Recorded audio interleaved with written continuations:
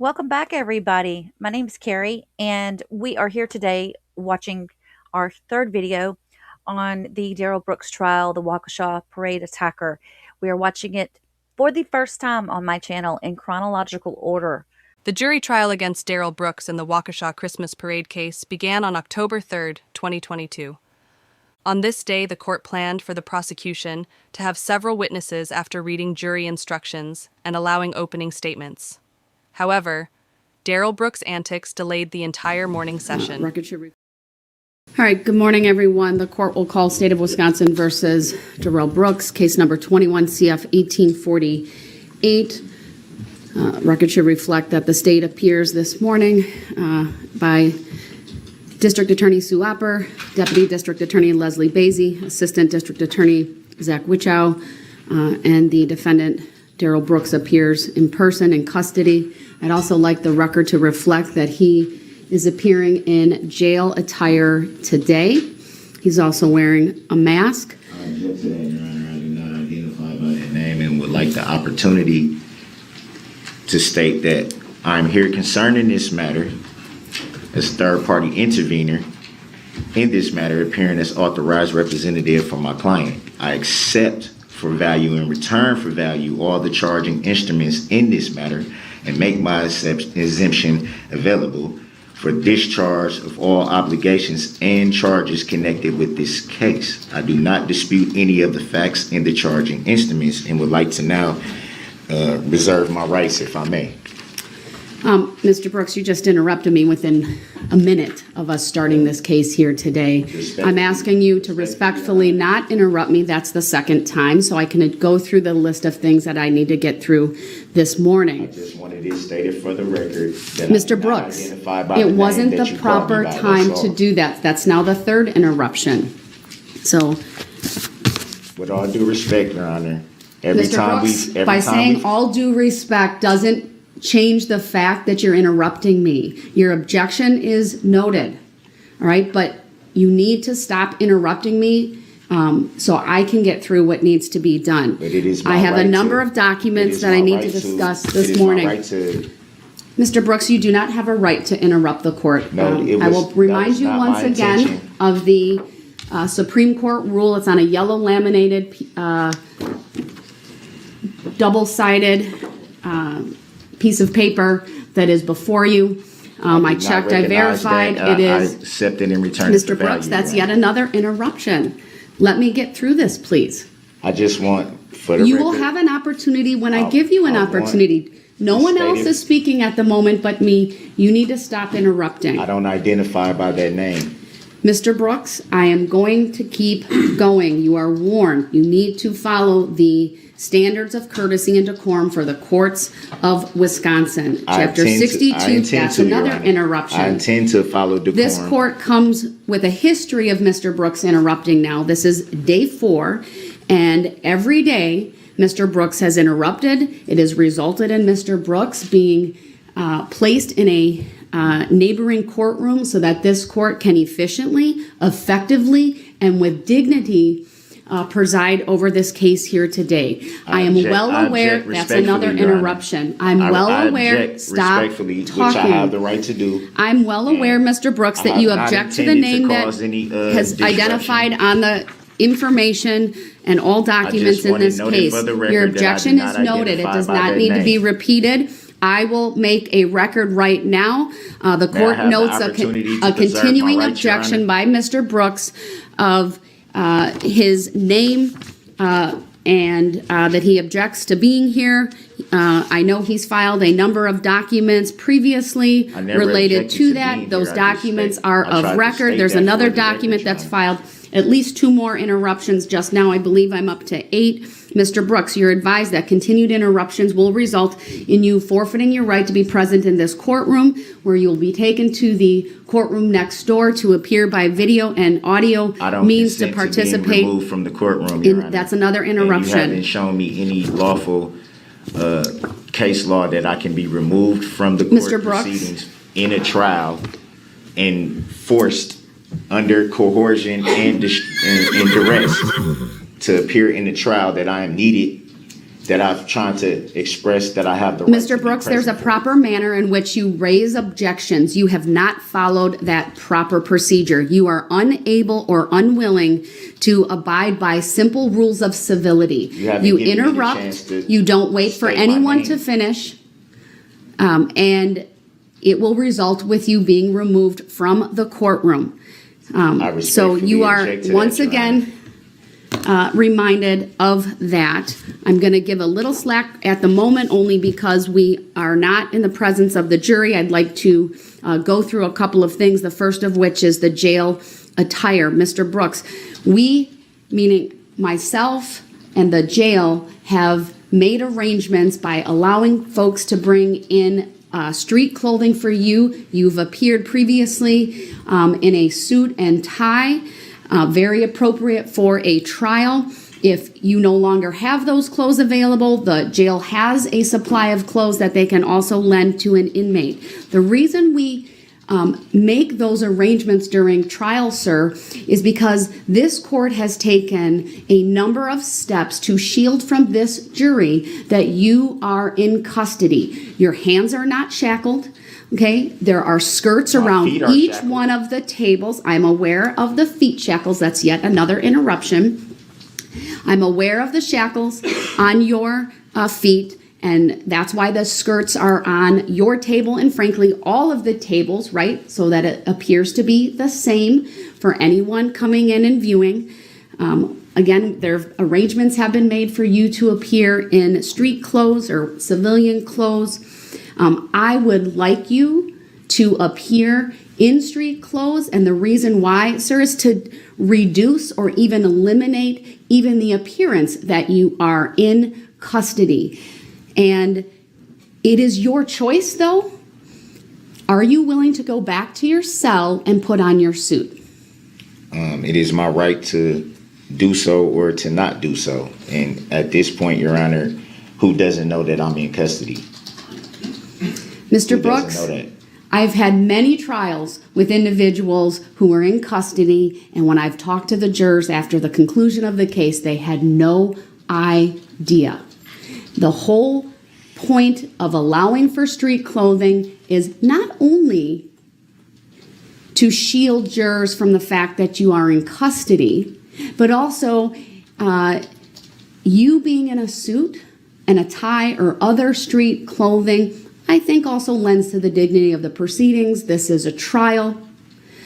Again, it is your choice. Are you willing to go back to your cell and be dressed in the street clothes that you previously appeared in? With all due respect, I do not agree with that assessment whatsoever. There's no possible way that anybody will not know that I am in custody. I think that's a well-known fact because it's reported on every day in the media. It's shown every day on the news where I am, what jail I'm housed in, and that I'm in custody. It's virtually impossible for anybody to not know that I'm in custody. Mr. Brooks, did you hear the question that I asked you? And I respectfully keep the position that I just put on the record. Mr. Brooks, I will ask you again. Are you willing to go back to your cell or into the jail and put on street I clothes? do not consent or agree to anything that you just stated, Your Honor. All right, he did not provide an answer to a very direct question. Let the record be very clear that Mr. Brooks was given multiple opportunities to answer that question. And go back. Mr. Brooks, that's yet another interruption. I will advise you, sir, that at any point in time, if you wish to put street clothes on, I would give you that opportunity to do so. You've already heard it is my preference. You've already heard me advise you regarding the steps that have been taken to shield the fact that you are in custody from the jurors. You refuse to answer my question about whether you would go back to the jail. That's another interruption. So based on his refusal and his choice to come, that's another interruption. Based upon his failure to answer my question directly, I will take that as a non-response, but he came to court here today. That's another interruption. I will take that because he's come to court here today in his jail attire, that is a choice that he has made freely, voluntarily, and intelligently. No one has forced him to come to jail in those clothes. This court is encouraging him not to. He's appeared previously in his street clothes in what I would describe as a very nice suit and tie, but it is his choice to not do that, and we will proceed accordingly. So while we're on the record, may I challenge the subject matter jurisdiction? No, you may not, sir. You need to file a motion in order to do that. So Mr. Brooks? motions I filed haven't even been responded to. I gave Mr. Brooks, you're interrupting me yet again. You just weren't speaking. All right, so Mr. Brooks, you are now going to be removed to the other courtroom. I don't consent to that. I have had a dozen or more interruptions. We'll be off the record while we do that. Thank you, everyone. I don't agree to a stop. I move for a motion to dismiss for being under duress and being coerced into a contract that I did not consent or agree to. I do not agree. I have a right to be present for trial.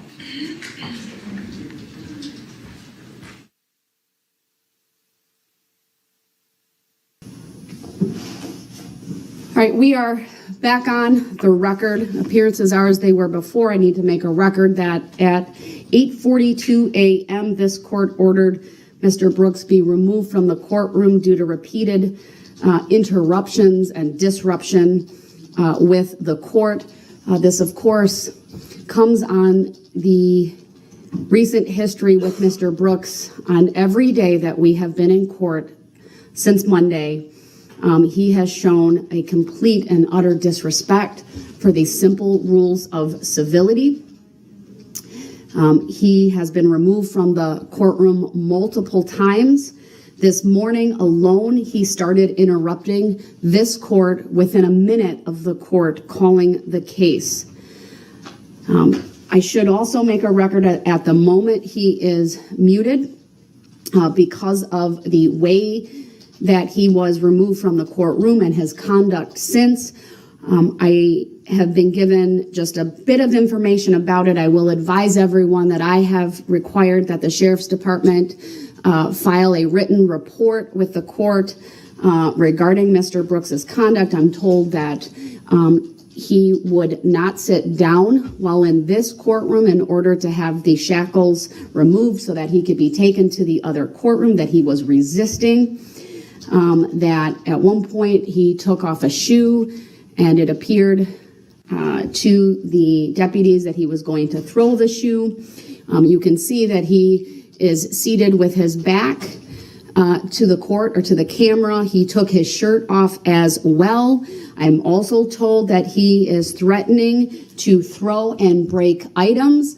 I want to give him headphones since he has claimed in the past to be hard of hearing in one ear, but given his statement that he would throw and break things, unless he can pledge to this court that he will not do that, I'm not going to provide that information. I will advise that the audio in that courtroom should be turned up accordingly so that it is louder than it has been. I've also been advised that the audio and visual equipment is working in that courtroom. The deputies that are in there can see and hear the court through the Polycom system. Today is a little bit different in that there is no Zoom. And so, but this court, with the blessing of technology in this new building, have the ability to call in one room system to the other. That is why we're able to see and, when appropriately, hear him when unmuted. And then there are the 4 camera angles that are presently from this courtroom. I have the camera in the other courtroom on a single camera since he's the only individual in there. This court has, in essence, extended this courtroom to the neighboring courtroom. While there is ample evidence in the record, not only through the proceedings up to this point, but this morning alone, that through his conduct, he has forfeited his right to be present. I'd also make a finding that he is appearing from that courtroom and that because of the audio and visual equipment and system that we have in place, that it is the functional equivalent of being present in this courtroom. Trial judges that are confronted with disruptive, contemptuous, stubbornly defiant defendants must be given sufficient discretion to meet the circumstances of each case.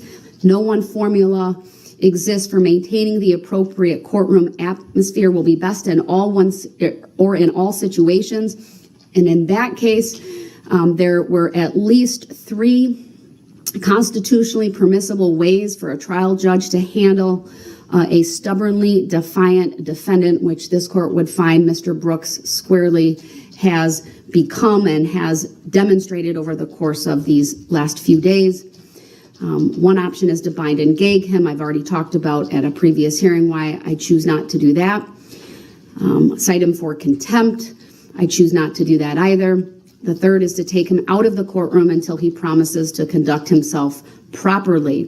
Mr. Brooks today, of course, showed up in court from the jail in his jail attire. He does that by his choice. I gave him the opportunity to go back to the jail to put on his suit and tie or other street clothes. He refused to answer that question. This court will continue with this trial, as I have previously indicated. There are many resources that have been put into bringing this day to bear, and it is important for all involved that this trial continue. I will advise Mr. Brooks, as I have advised him repeatedly, if at any point in time he wants to come back and he is willing to promise that he will abide by the rules of courtesy and decorum and be civil and show respect for the court proceedings for all individuals in this courtroom, including Mr. Brooks himself, then he may come back in. It's also my intention to give him that opportunity at each new stage. But again, we are in the preliminary stage prior to the jury being brought in. I would note it's a little after 9:06 a.m. At all times throughout the court's statements thus far, since going back on the record, Mr. Brooks still appears to be communicating, or at least attempting to communicate with someone else. I can see his hands moving. He has turned his back. I can tell that he can hear me because he shakes his head no at a point in time where it's clear he's disagreeing with something that I've said. I believe he can adequately hear, and that his statement earlier in the proceedings that he's hard of hearing is simply another tactic of his to disrupt, to delay, to create chaos. I will further advise Mr. Brooks that his continued behavior, whether it be appearing in court in jail attire, whether it be causing disruptions in front of the jury, that he does all of those things at his peril. But I will, of course, take appropriate steps to limit what the jury can hear, if appropriate.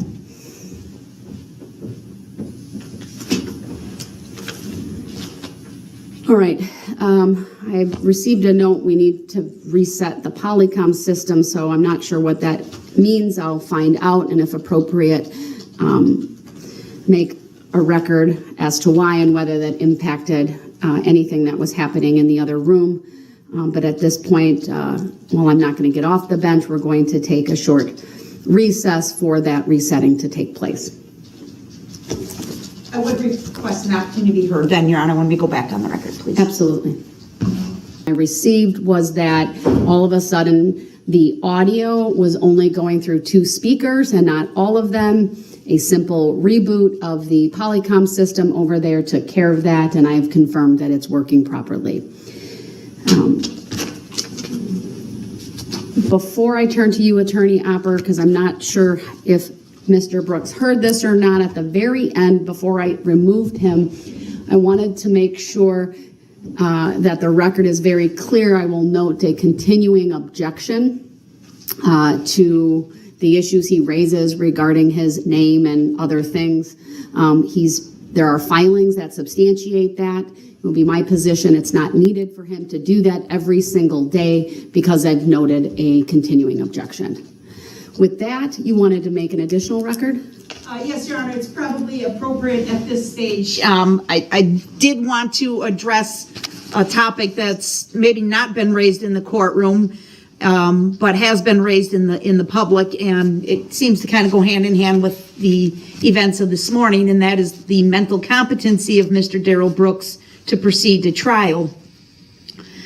The court is well aware that the district attorney has an obligation and a duty to raise any concerns as to the competency of any defendant to proceed to trial. Any counsel representing Mr. Brooks would have that same obligation, and the court itself, if it had a concern as to the competency of any defendant to proceed, can request an evaluation that's pursuant to 971.14 of the Wisconsin statutes. At no time has anyone involved in this case had a competency concern, and I say that based on the fact that Mr. Brooks has made multiple court appearances, most of them before Your Honor, but at least initially he appeared before two court commissioners. He's had counsel representing him up until last week on this case, and you've made a record with Attorney Perry previously as to Mr. Brooks' ability to understand what's going on and his ability to participate in his own defense. You made a thorough record last week when you went through his waiver of right to an attorney and his absolute desire that he expressed multiple times to represent himself. I would also add, convinced, Your Honor, that Mr. Brooks is 100% competent to proceed to trial, that his mental capacity is not reduced in any fashion. Anybody that thinks otherwise has no involvement with this case.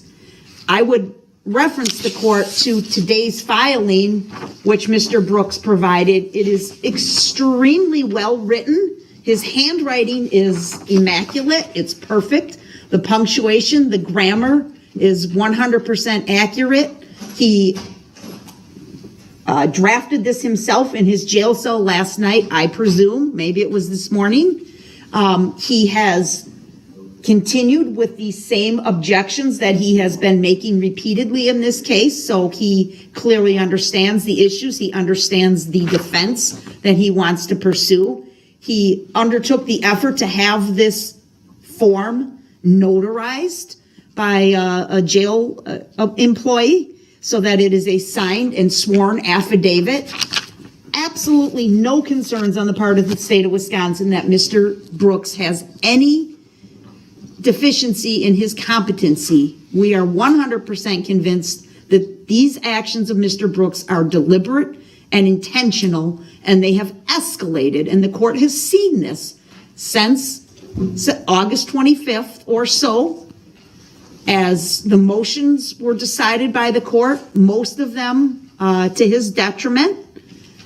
His behavior became more and more difficult in the courtroom. It started out less aggressive with him sleeping and asking to be able to leave the courtroom. Then we had a toothache. Then we had a situation where he didn't want to come to court, was refusing to come to court. The record will be clear, Your Honor, that each time, and the Sheriff's Department has done an absolutely fantastic job dealing with Mr. Brooks fairly, professionally, respectfully at all times. We concur 100% with the record you just made as to what happened after the recess at about 8:42 this morning as to Mr. Brooks' conduct.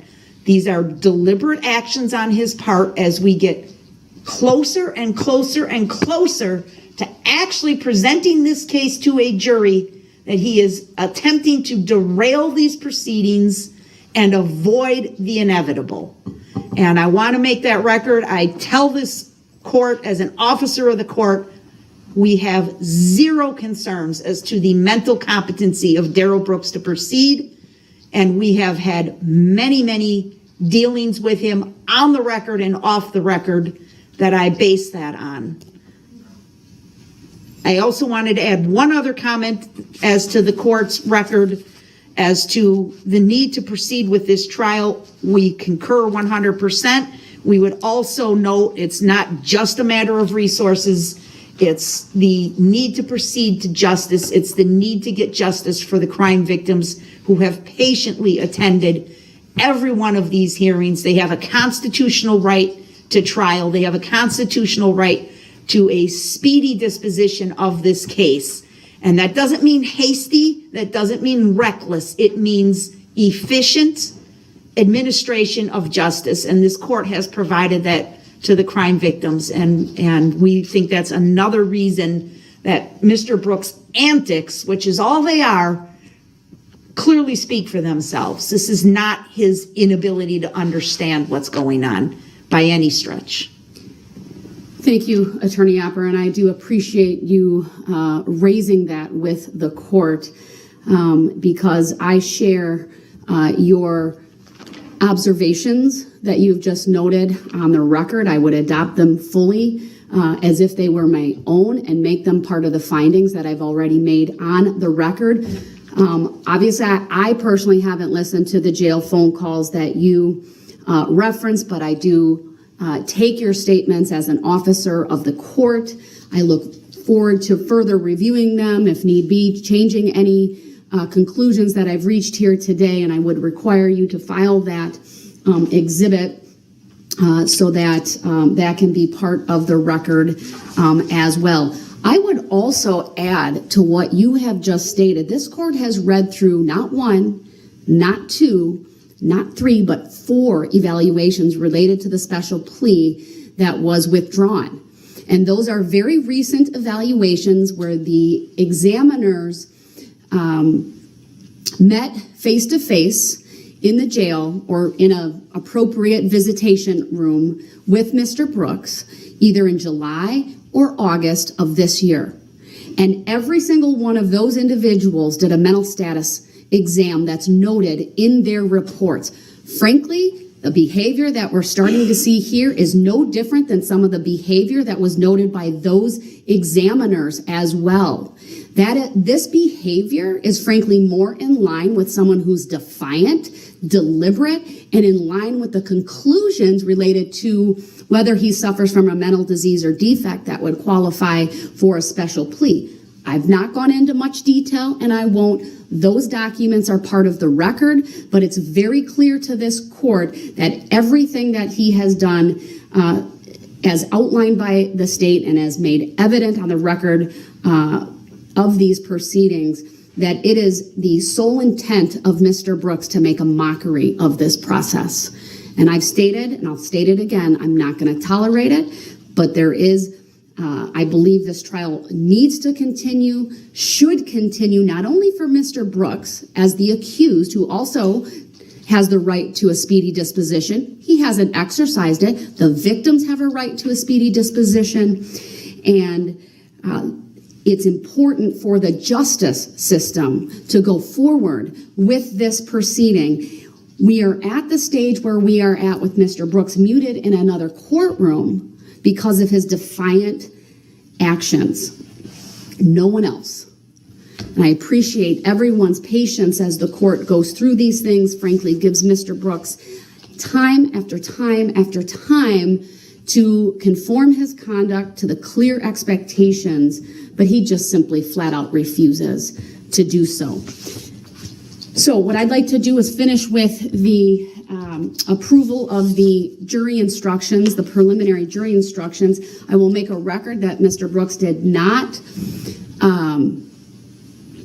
file anything in writing regarding a proposed jury instruction, as he was advised to do yesterday if he wanted me to consider something. I believe we had a very clear discussion on the record about that. There you have it. After all that he went through that day before in the trial to say that he was going to do the changes to the jury instructions, he never did them. Are we surprised, everybody? No, we're not. Of course he didn't do them. He provided that objection without any legal basis. I muted him just so I could ask this question. I'll be right with you, Captain. Mr. Brooks, do you have a legal basis to object to those preliminary jury instructions? I'm unmuting you.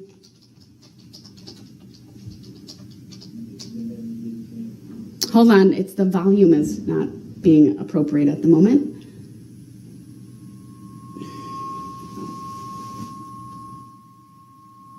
There needs. Try it again, sir. I apologize for the technical issue.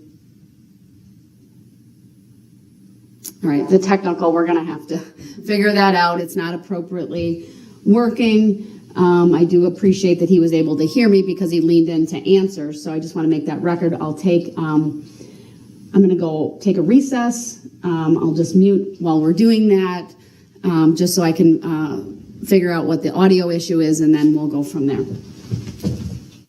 Appear to have our technical issue resolved. That issue solely concerned the audio from the microphones in front of Mr. Brooks and the two room systems cooperating, and we were having difficulty in this courtroom hearing Mr. Brooks. I believe that issue has now been resolved. When I needed to take the break for the audio issue, I also was advised by the captain that Mr. Brooks was requesting medical attention and reporting a small cut to a finger. He got a boo-boo. He got a little cut on his pinky. Now, as unimportant as we know that little cut is, and it may seem to us, he is definitely will continue to bring this up later. If not later today, then probably again later in the trial, including the bruise that he wanted them to what did he want them to do with the bruise? Did he expect them to you can't do anything to a bruise. You just got to wait it out. It's going to go away. As a result of when he was removed from this courtroom and taken to the other courtroom, I was further advised that there are no signs of blood, and that when asked, he refused to show his hands. At this time, I'm not going to pause the proceedings further for him to be seen by jail medical, but at an appropriate break, that will be done. And I also want to make a record that Mr. Brooks has put his shirt back on. He continues to sit with his back to the camera. Mr. Brooks, I want you to be advised that I believe it's important that you face the camera so that you are facing the court. You can see and hear.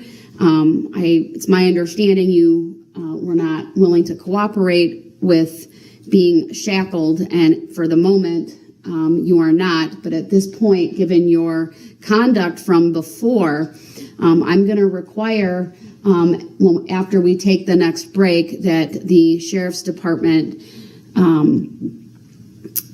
put you in the chair face forward and with shackles on your ankle, as you are in custody, and that is appropriate. Now, I want to turn back to the issue with the jury instructions, Mr. Brooks. You indicated you had an objection. My next question to you is, what is the legal basis for the objection? I'm going to unmute so you can answer. Go ahead, sir. You need to turn around so I can hear you. Part of the issue is he's also not facing the microphone, and so I need to hear him, and he needs to turn around.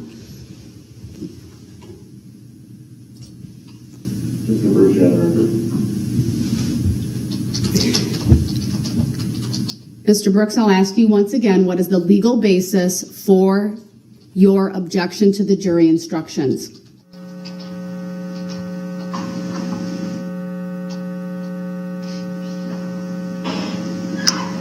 I'll ask a third and final time, sir, what is the legal basis for your objection to the jury instructions? I wasn't allowed to make, I can't even hear what she's saying all the way, man. Turn it on, fix the microphone. Yeah, it's too low. You want your headset? I Mr. Brooks, I can hear the deputies over there. I know they can hear me. That's been confirmed. There is the headset available to use should you wish to use it. If you can't hear, I would ask that you put them on. Mr. Brooks? You just put it down. I'm able to hear. He said to the deputy, put them down. I don't want them. All right, I'm going to mute once again so I continue with my record. He did not answer the question, what is the legal basis for the objection? I asked that question 3 times based upon that non-response. His objection is noted for the record, and I will approve the preliminary jury instructions that are on file with the court. Obviously, they'll be uploaded once I read them, but all parties have been given copies of those.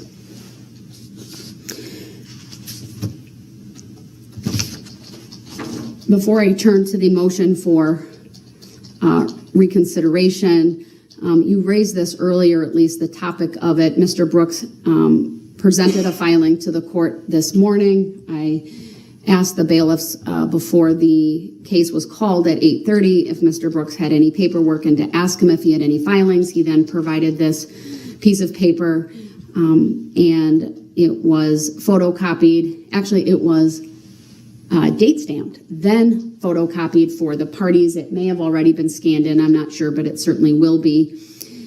I've had an opportunity to review this document.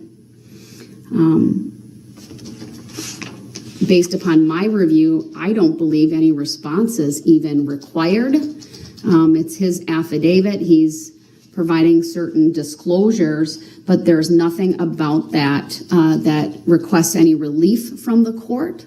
Certainly no legal statutes or constitutional provisions are referenced. To me, it just looks like an objection that he's filing, and that will be, of course, noted for the record. Attorney Opper, anything you would want to add to the record on this, any position you are taking? No, I also viewed this as, because he labeled it objection by affidavit, I think my interpretation is he was trying to make a record for appeal that he objects to the court's previous ruling. I don't think there's anything the court needs to do with this document at this time. All right, thank you. Then we'll move on to the motion for reconsideration. And again, I'm keeping Mr. Brooks muted so that I can get through this process orderly, efficiently. When necessary, I will unmute him if the court has questions. All right, Attorney Opper, I have read through the motion. Is there anything you want to add to what you have put in your filing? Only one other observation, Your Honor, that since I filed that, the events of the last couple days, I think further support my request. Not that the defendant's behavior in the courtroom has anything to do with the broadcasting of victims and witnesses, but I think the stress that is going to be placed upon them potentially by Mr. Brooks' behavior will be additional challenge to them as they testify, and so not having their faces displayed, I think, would help ease some of that tension for those individuals. Mr. Brooks, my first question to you is, do you have a position on the state's request in their motion for reconsideration? I'm looking for a yes or no answer. I'll unmute and provide that to me. Go ahead. I didn't hear what they said. I just put the headphones on, so I didn't even hear what she said. Sir, it's a written document that was filed, and you were provided a copy of that yesterday. We took a recess yesterday so it could be served upon you. If you haven't read it, that's your choice. What I'm asking you is, do you have any position on their request for this court to reconsider the denial of the denial of the state's request to prohibit the photography and video recording of victims and witnesses, and specifically their faces, while they testify? A ruling was already, we already talked about that. You already ruled that the victims and witnesses will be shown. That was already ruled on. You are correct, but they filed a motion for reconsideration. That's a That's the document that was provided to you yesterday. I'm asking if you have any position on the request that I reconsider my ruling. Yeah, it was everything's supposed to be public. This is a public trial. I don't understand why there would be even the need to reconsider what you already ruled on at this point, as far as to that particular issue. I take It's a public trial. It's a public trial. Anybody can essentially watch the trial. And like I said, as far as with the technology that we're in now, if they have to be sworn in by name, that in itself makes them easy to, if somebody wanted to pull them up or find them or find out who was testifying at any given time testimony is given, it'd be pretty easy for them to be found and to be seen. So, I mean, that's just the age we're in anyway, as far as with social media and Google and all these different things. We got all this technology basically at our fingertips. So I don't understand how it needs to be changed at this point when it was already ruled that this is a public trial. There's going to be a lot of things that are going to be shown. Why not keep everything public the way that it's intended to be? And because of the fact that you've already ruled on it, made that on the record,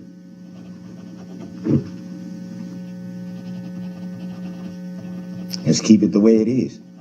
All right, thank you, Mr. Brooks. I appreciate your legal analysis of that and your factual analysis of the prior ruling that this court gave. I thought you did an excellent job making some very good points, many of which I relied upon previously. There is a mechanism in the law for a party to bring a motion for reconsideration. Essentially, it requires that the party bringing the motion provide some new information or rely on an argument that the court aired as a matter of law in its prior ruling. The decision that I made previously and the decision that I make here today is one that is vested with the sound discretion of the court. I would note the state does rely upon a case. The case is not new, so it's clearly something that was in existence at the time of the prior motion. That's Estes versus State of Texas. It's 381 U.S. 532, but I would note it's from 1965. In 1965, I would say even in the 1980s here in Waukesha County, there was really a presumption that cameras not be allowed in courtrooms at all. We have moved vastly away from that over the course of the last couple decades, and certainly since 1965. I am certainly mindful of the potential stress that it may cause for victims and other witnesses to come into court and testify and to have their images broadcast as this trial is broadcast, not just locally, but nationally, and frankly, anywhere in the world anyone with a computer would want to watch. I would note, though, that prior to the point in time when this case came to trial, this court took significant efforts to keep victims' names private. There's a victim key that is on file. This court signed an order and even required Mr. Brooks to not disclose that information. That was one of the conditions set when bond was initially set. Now, that was by a court commissioner, of course, but that's still a ruling that this court adopts. In addition,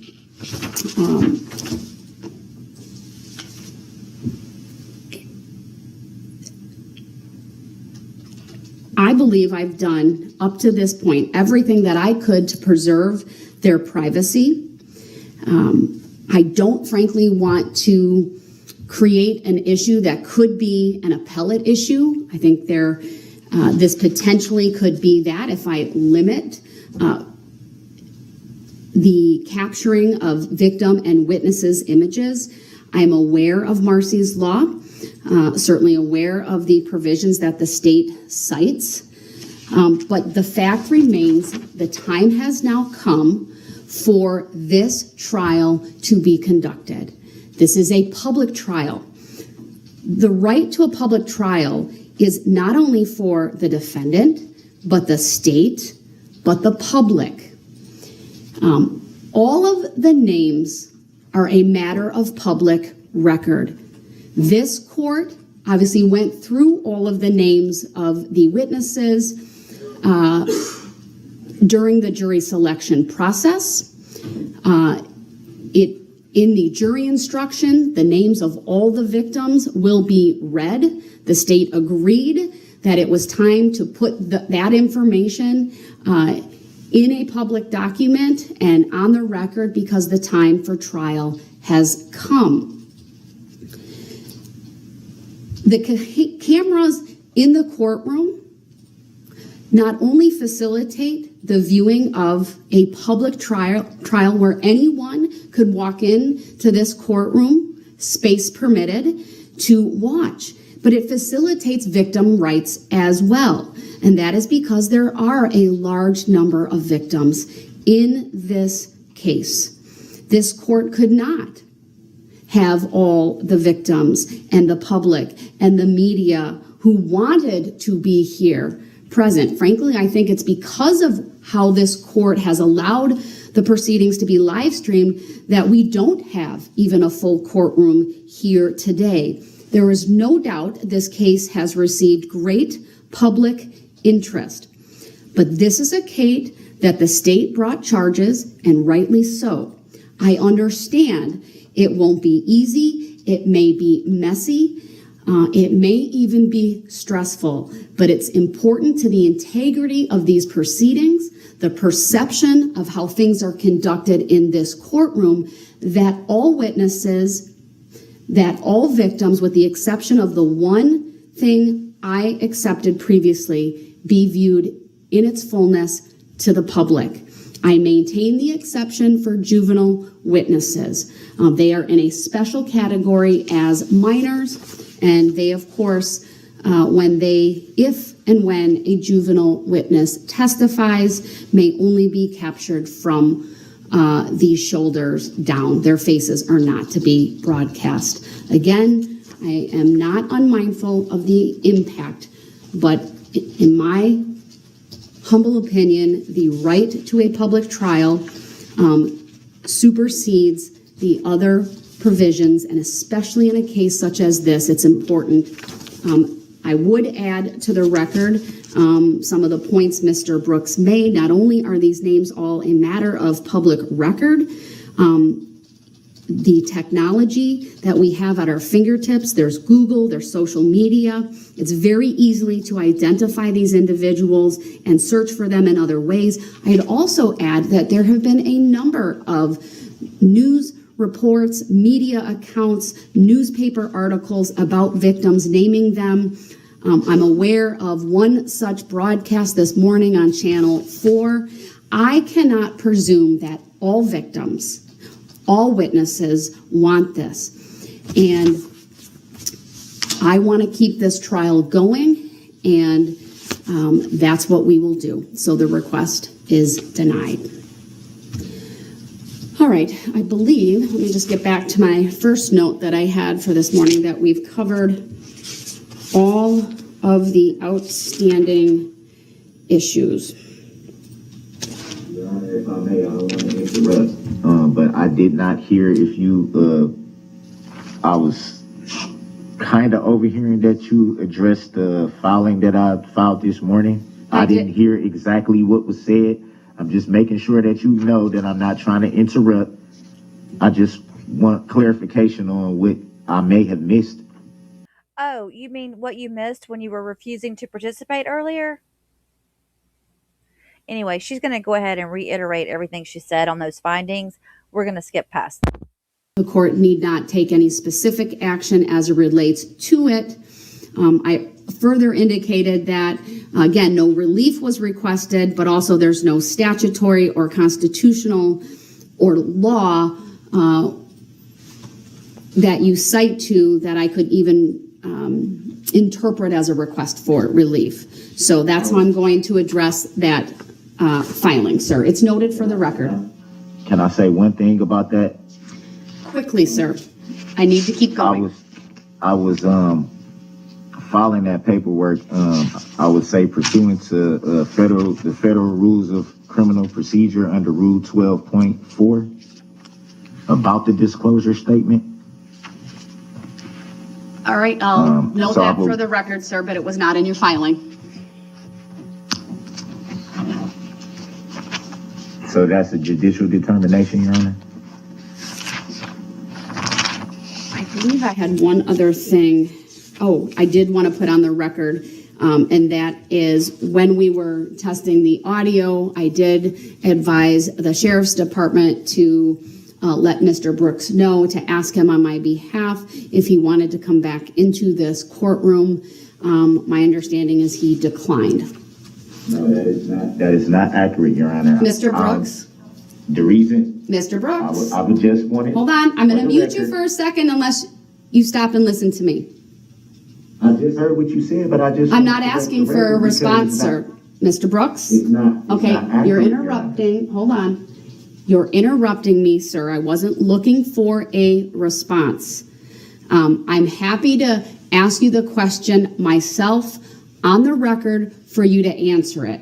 I will give you the opportunity to come back into this courtroom. You have demonstrated that you can make cogent, coherent, articulate arguments on the record. You just did that. You've been respectful for the time being. I will ask you, sir, do you want to come back into this courtroom? You've been unmuted to answer that question.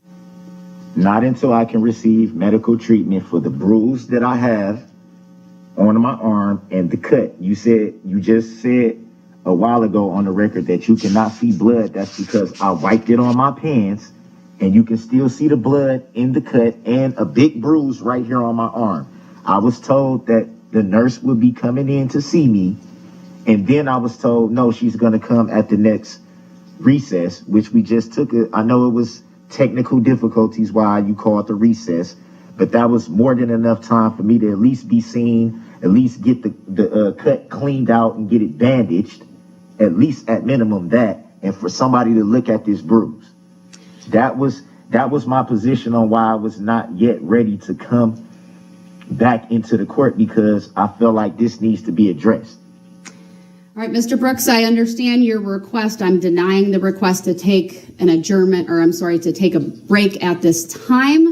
I'm not asking for a break. I didn't ask for a break. I was just saying that at the time that there was the technical difficulty recess, before you even called that, Your Honor, I was told that a nurse was coming in at that time. But then when you called the recess for the technical difficulty, I was then told that I would have to wait until another recess to be able to be seen by the nurse, which my thing was, I Mr. wanted Brooks, to you've get made seen your by the record, nurse. okay? I don't need you to go further with that. You've made your record. I'm going to mute you for the time being. I want you to be aware, sir, I was advised regarding the cut. The bruise is new information. I made a determination that you would be seen at the next appropriate break. From my perspective, a small cut and a bruise is not going to hold up the start of bringing the jurors in and advising them of the preliminary jury instructions. If that means the next break we take is for lunch and that's when you are seen, then that's what will happen. So I don't think I've overlooked anything, Attorney Opper, but anything you had on your list? Nothing else on my list, but we want to give Mr. Brooks one more opportunity to change out of his orange jail uniform. Excuse me. That I would give him an opportunity to do. Mr. Brooks, would you like to go back and change into your suit? My position has not changed whatsoever, and it will not change, as it is my right to come into court how I would like to. Just like I should be awarded the right to be present for every proceedings in this trial. All right. I'm muting him again. I note your objection. I will take that as a clear indication you do not want to go back to the jail to change into street or civilian clothing, that you are exercising your right to dress in the jail attire. All right, then with that, I am going to just take a short recess just to have the jurors brought in. And I think Mr. Brooks needs his objection signed. We'll make sure he has it. Thank you.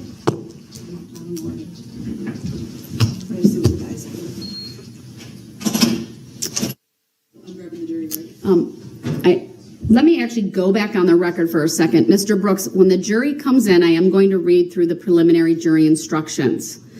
Since those have been approved by the court, if you happen to raise your sign, I'll note it for the record, but I'm not going to ask you for any type of argument on that because we've already had that opportunity to do so.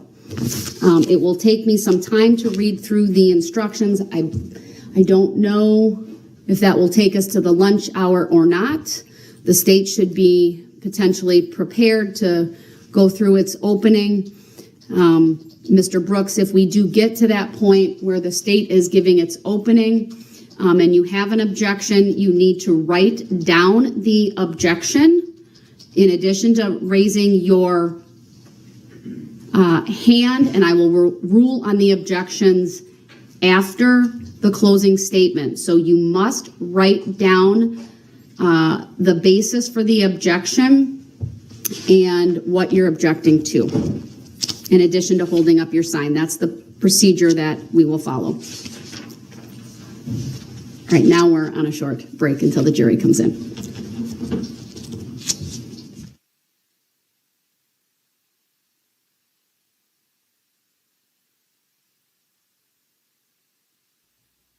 This man knows that this is being live streamed, and he acts like this in front of everybody. It just, if this is the first time you've ever watched this trial, I'm going to tell you this. This trial, you're going to have good days and bad days, probably more bad days than good. He does actually get brought back over to the courtroom to participate.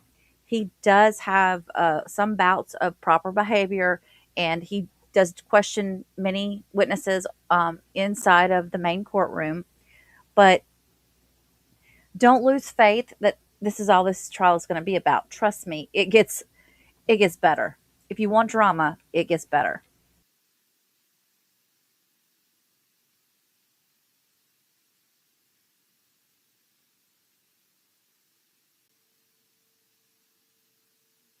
And gentlemen of the jury, and everyone may be seated. I appreciate your patience as the court addressed some important legal matters with the parties this morning. I'm going to read through the preliminary instructions at this time. Please pay careful attention. Just as a reminder, they're not something you need to memorize. Ultimately, at the close of the case, a very similar set of instructions are provided to the jurors to take back to the jury room. Before this trial begins, there are certain instructions you should have to better understand your functions as a juror and how you should conduct yourself during the trial. Your duty is to decide the case based only on the evidence presented at trial and the law given to you by the court. Anything you may see or hear outside the courtroom is not evidence. All people deserve fair treatment in our justice system, regardless of their race, national origin, religion, age, ability, gender identity, sexual orientation, education, income level, or any other personal characteristic. People make assumptions and form opinions from their own personal backgrounds and experiences. Generally, we are aware of these things, but you should consider the possibility that you have biases of which you may not be aware, which can affect how you evaluate information and make decisions.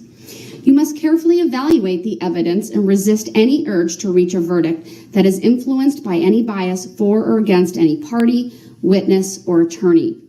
Personal opinions, preferences, or biases have no place in the courtroom, where our goal is to treat all parties equally and to arrive at a just and proper verdict based on the evidence.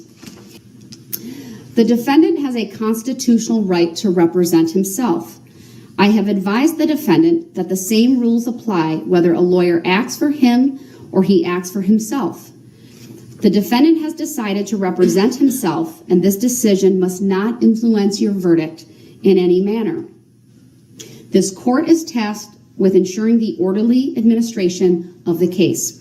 My job includes making sure that the defendant's rights are protected, making sure that the state and the defendant can present their respective cases in a coherent and orderly fashion, and that victims, witnesses, and the public are appropriately treated in the courtroom. Her jury instructions are really, really long. So, I mean, there's 76 counts. Is it 76 total, I think?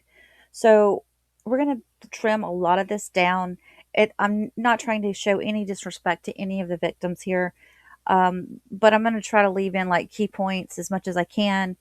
And just a reminder, if you're watching this on the replay and you want to skip the jury instructions altogether, my video is time-stamped for you to do something like that, okay? All parties in the courtroom, including the attorneys, the litigants, witnesses, the judge, the jurors, and those in attendance are expected to conduct themselves appropriately and in a manner that avoids creating disorder or disruption, as well as conduct themselves in a manner that demonstrates sensitivity to the necessity of preserving decorum and the integrity of the judicial process. Parties for each side have the right and the duty to object to what they consider are improper questions asked of witnesses and to the admission of other evidence, which they believe is not properly admissible. You should not draw any conclusions from the fact an objection was made. By allowing testimony or other evidence to be received over the objection of a party, the court is not indicating any opinion about the evidence. You jurors are the judges of the credibility of the witnesses and of the weight of the evidence.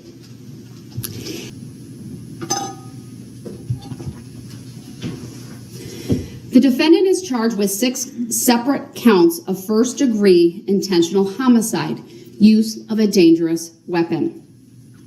The first count of the information in this case charges that Darrell E. Brooks, on or about Sunday, November 21 of 2021, on Main Street in the city of Waukesha, Waukesha County, Wisconsin, did cause the death of Virginia Sorensen with intent to kill that person and while using a dangerous weapon. Contrary to sections 940.01 sub. The second count of the information in this case charges that Darrell E. Brooks, on or about Sunday, November 21 of 2021, on Main Street in the city of Waukesha, Waukesha County, Wisconsin, did cause the death of Leanna Owen with intent to kill that person and while using a dangerous weapon. The third count of the information in this case charges that Darrell E. Brooks, on or about Sunday, November 21 of 2021, on Main Street in the city of Waukesha, Waukesha County, Wisconsin, did cause the death of Tamara Durand with intent to kill that person and while using a dangerous weapon. The fourth count of the information in this case charges that Darrell E. Brooks, on or about Sunday, November 21 of 2021, on Main Street in the city of Waukesha, Waukesha County, Wisconsin, did cause the death of Jane Coolidge with intent to kill that person and while using a dangerous weapon. The fifth count of the information in this case charges that Darrell E. Brooks, on or about Sunday, November 21 of 2021, on Main Street in the city of Waukesha, Waukesha County, Wisconsin, did cause the death of Wilhelm Hospital with intent to kill that person and while using a dangerous weapon. The sixth count of the information in this case charges that Darrell E. Brooks, on or about Sunday, November 21 of 2021, on Main Street in the city of Waukesha, Waukesha County, Wisconsin, did cause the death of Jackson Sparks with intent to kill that person and while using a dangerous weapon, contrary to section 940.01 sub 1 sub a. The The defendant has entered a plea of not guilty to each one of these charges, which means the state must prove every element of each offense charge beyond a reasonable doubt. First-degree intentional homicide, as defined in Section 940.01 of the Criminal Code of Wisconsin, is committed by one who causes the death of another human being with the intent to kill that person or another. Before you may find the defendant guilty of any count of first-degree intentional homicide, the state must prove by evidence which satisfies you beyond a reasonable doubt that the following two elements were present with respect to that count. One, as to each count, the defendant caused the death of the victim named in that count. Cause means that the defendant's acts was a substantial factor in producing the death. Two, as to each count, the defendant acted with the intent to kill the victim named in that count. Intent to kill means that the defendant had the mental purpose to take the life of another human being or was aware that his conduct was practically certain to cause the death of another human being. While the law requires that the defendant acted with intent to kill, it does not require that the intent exist for any particular length of time before the act is committed. The act need not be brooded over, considered, or reflected upon for a week, a day, an hour, or for even a minute. There need not be any appreciable time between the formation of the intent and the act. The intent to kill may be formed at any time before the act, including the instant before the act, and must continue to exist at the time of the act. You cannot look into a person's mind to find intent. Intent to kill must be found, if found at all, from the defendant's acts, words, and statements, if any, and from all the facts and circumstances in this case bearing upon intent. Intent should not be confused with motive. While proof of intent is necessary to a conviction, proof of motive is not. Motive refers to a person's reason for doing something. While motive may be shown as a circumstance to aid in establishing the guilt of a defendant, the state is not required to prove motive on the part of a defendant in order to convict. Evidence of motive does not by itself establish guilt. You should give it the weight you believe it deserves under all the circumstances. The information alleges not only that the defendant committed the crimes of first-degree intentional homicide, but also that the defendant did so while using a dangerous weapon.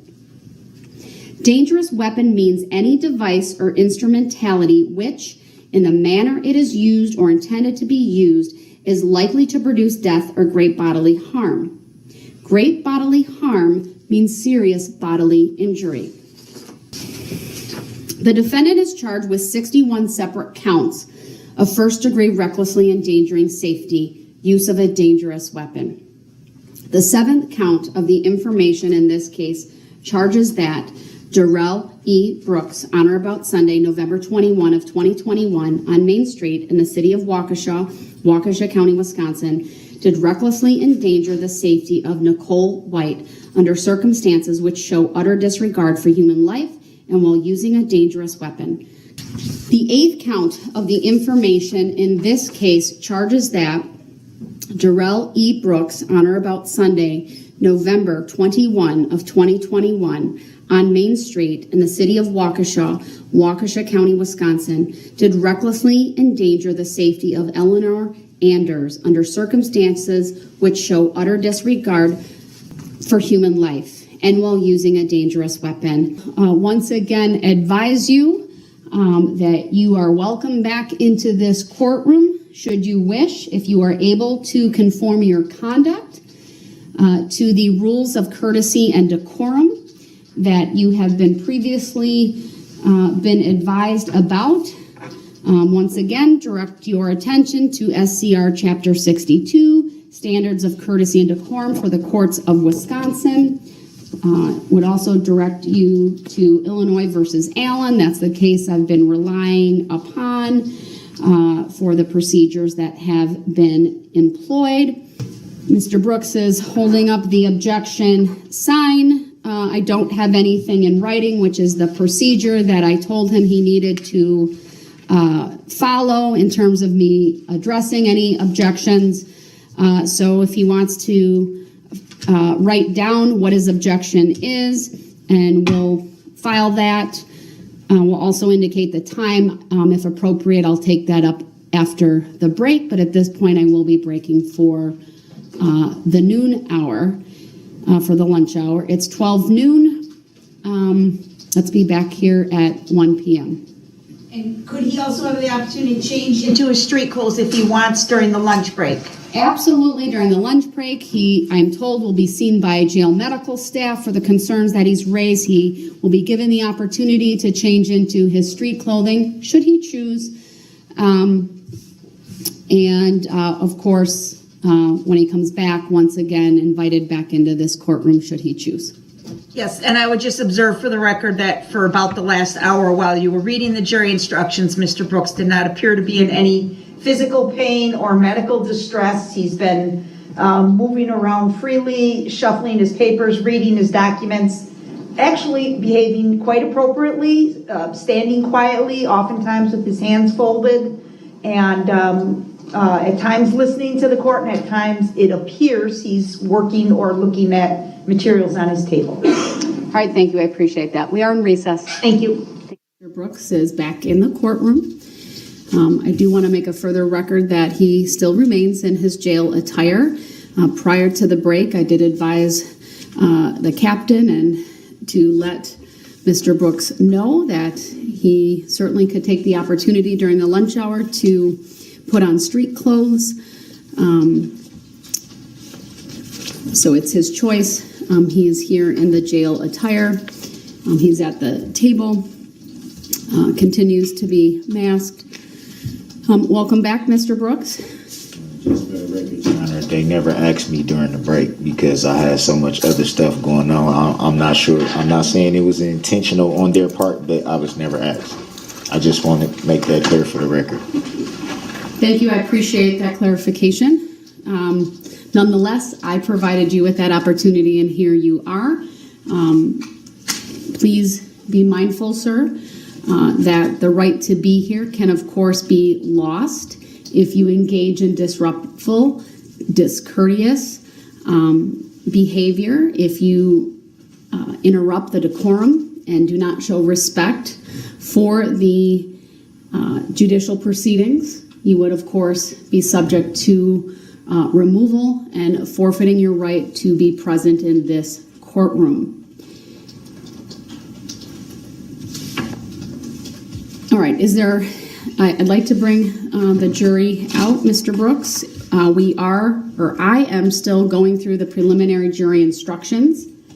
I know you filed some objections. Those have been noted for the record, as I advised earlier this morning. Because I've approved of them, there should be no objections. You had ample opportunity to do that. So I'm instructing you at this point not to object, because I will consider whether that's being done for disruption. If you have an objection, write it down on a piece of paper, pass it to the bailiff, and I'll take it up outside the presence of the jury.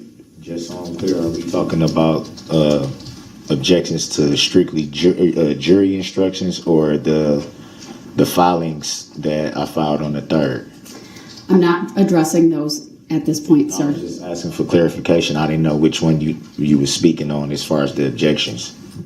I'm talking about objections during this court hearing to the court going through the preliminary jury instructions. Okay, I was just asking for clarification. Right. I'm not addressing any of those filings. I've previously addressed those. It may not be to your satisfaction, but Remember what you said, to be honest about those. and I'm not going to repeat myself. So the record speaks for itself.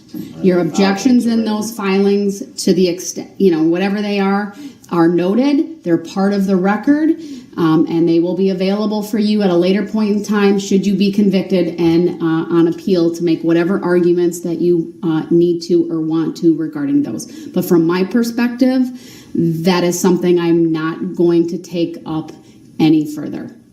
And any attempt by you to do that, I will have to consider whether that's being done to disrupt the proceedings and not for legitimate reasons. My only reason for bringing it up was to make sure that they are offered into evidence. Sir, we're not at the evidentiary phase. They're part of the record. They've been received. So at this point, there's no evidence to be taken. We're not at that stage of the proceedings. So you will have an opportunity after the state presents their case in chief and they rest to then present your case and to present evidence that's relevant to the issues before the court and the jury.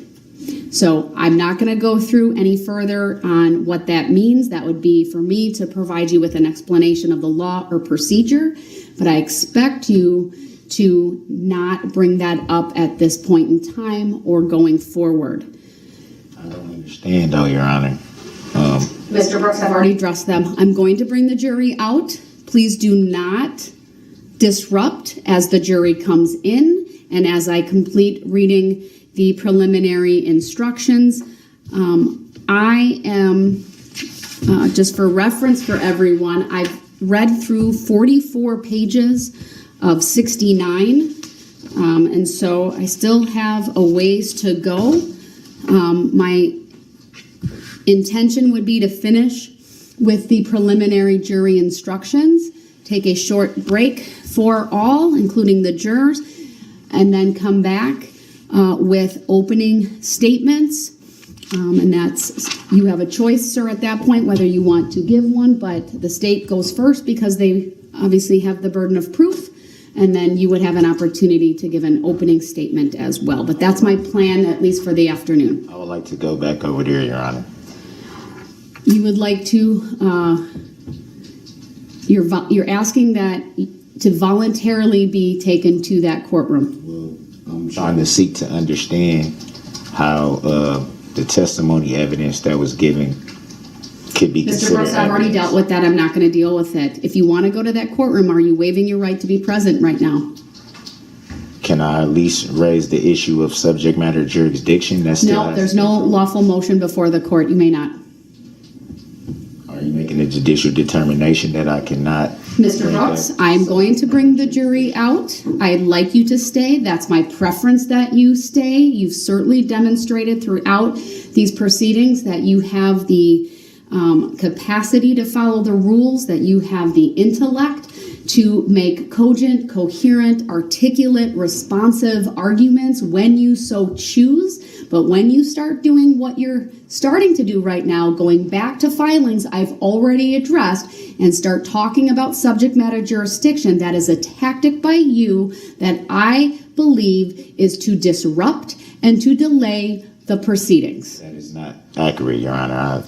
Your objection to my characterization of that is noted. I would like to make a motion for finding the fact then. Your request is denied. On what basis? Your request is denied, sir. Your Honor, I'm merely seeking to understand on Mr. Brooks, I refer you once again to document 244 that you signed, that you acknowledged, dealing with the right to waiver of right to attorney. We went through all of the advantages, the disadvantages. You were advised of things, including the charges that you face, the penalties that go along with them. We discussed the difficulty of representing yourself. You made a deliberate choice to waive your right to an attorney, which this court honored and granted. That is inaccurate, and because you, Mr. Brooks, don't interrupt me. Okay, now we're that's at least the second time. So don't interrupt me. I'm going to continue with these proceedings. Even though you're mild-mannered, even though you're speaking in a soft tone of voice, the conduct still has the same effect. And that's to disrupt, to delay, and to show disrespect for the court proceedings. It is not. It is not my Mr. intent. Brooks, It is not please, my intent.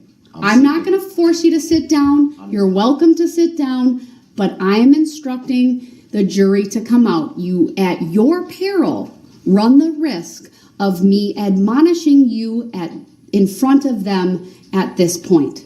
I don't want to do that, sir. I'm seeking to merely understand. Sir, I cannot give you legal advice. I cannot give you the understanding that you want. I'm All not right? asking for legal advice. I cannot explain court procedures or the law to you. So with that, Mr. Brooks, that's another interruption. You keep going. Stop. I'm seeking merely to understand, Your Honor. I don't understand the nature and cause of the charges. Mr. Brooks, I've already dealt with these. I'm trying to bring up the subject matter Mr. Brooks, jurisdiction. if you keep interrupting me, then you will forfeit your right to be present because you're showing through your conduct that you will not follow the most simplest rule of civility in a courtroom, and that's by not interrupting. You continue to interrupt. It's been a couple of minutes since we've been on the record, and there's been a number of times you've already interrupted me. You claiming to not understand and you wanting to discuss subject matter jurisdiction, do not, it's just a tactic by you. The fact that you are doing that demonstrates to me that you came back over here, right, with absolutely no intention of following the rules. If that's what you want to say, that's your assessment. It's not accurate. Well, my assessment will stand on the record, sir. It's based on my observations. And So at this point, Mr. Brooks, I respectfully object stop to that. interrupting me, please. I merely Stop just seek to interrupting me, understand. sir. I'm not. I was If in the you middle have of an saying objection, write it down. something. I thought that applied to me being. It's from applying right another- now since you keep interrupting me while I'm talking. So what is the purpose of me being present if I'm not able to ask simple questions that I do not understand? I'm Mr. just Brooks, seeking. I've been I'm not more asking for than legal patient advice. with you. And the issues that you keep trying to raise every time we're in here are not issues I'm going to raise at this juncture or address at this juncture in the proceedings. Is there All a right, reason why? I'm not giving you advice. I'm not explaining the law. I don't need to do any of that, sir. All right, you filed what you needed to file. I've addressed every single filing on the record. It may not be to your satisfaction, That's inaccurate. but I have addressed them. That's All inaccurate, right, Your Honor. some of your With all filings, respect. sir, you're interrupting me yet again because you're not letting me finish with my explanation. Some of your filings do not require a specific line-by-line response by the court. I've addressed them in the way that I believe the law requires me to do. Again, that may not be to your satisfaction, and that is simply the way that it's going to be. But we are continuing on with the reading of jury instructions. It's important. They're going to come in, and it will be up to you whether you can demonstrate respect and courtesy, not only for these proceedings, but for the jurors that have been selected to hear this case. Your Madam Honor, Clerk, have the jurors brought Your in, Honor, please. What you're doing is judicial misconduct. You're making the judicial determination that I'm not allowed to ask questions, that I'm not allowed to question Your Honor, which is my right. I've merely brought up subject matter jurisdiction because it has merit. I've merely tried to seek to understand the proceedings that I do not understand. You're rushing me to judgment by constantly removing me from the court when I should be present for all proceedings, and I should be able to understand, which I do not. Once again, I do not understand the charges, the nature of the charges against me. I do not understand why Your Honor will not answer mere questions that would give me clarification on understanding. I'm not attempting purposely to be disruptive, disrespectful in any manner.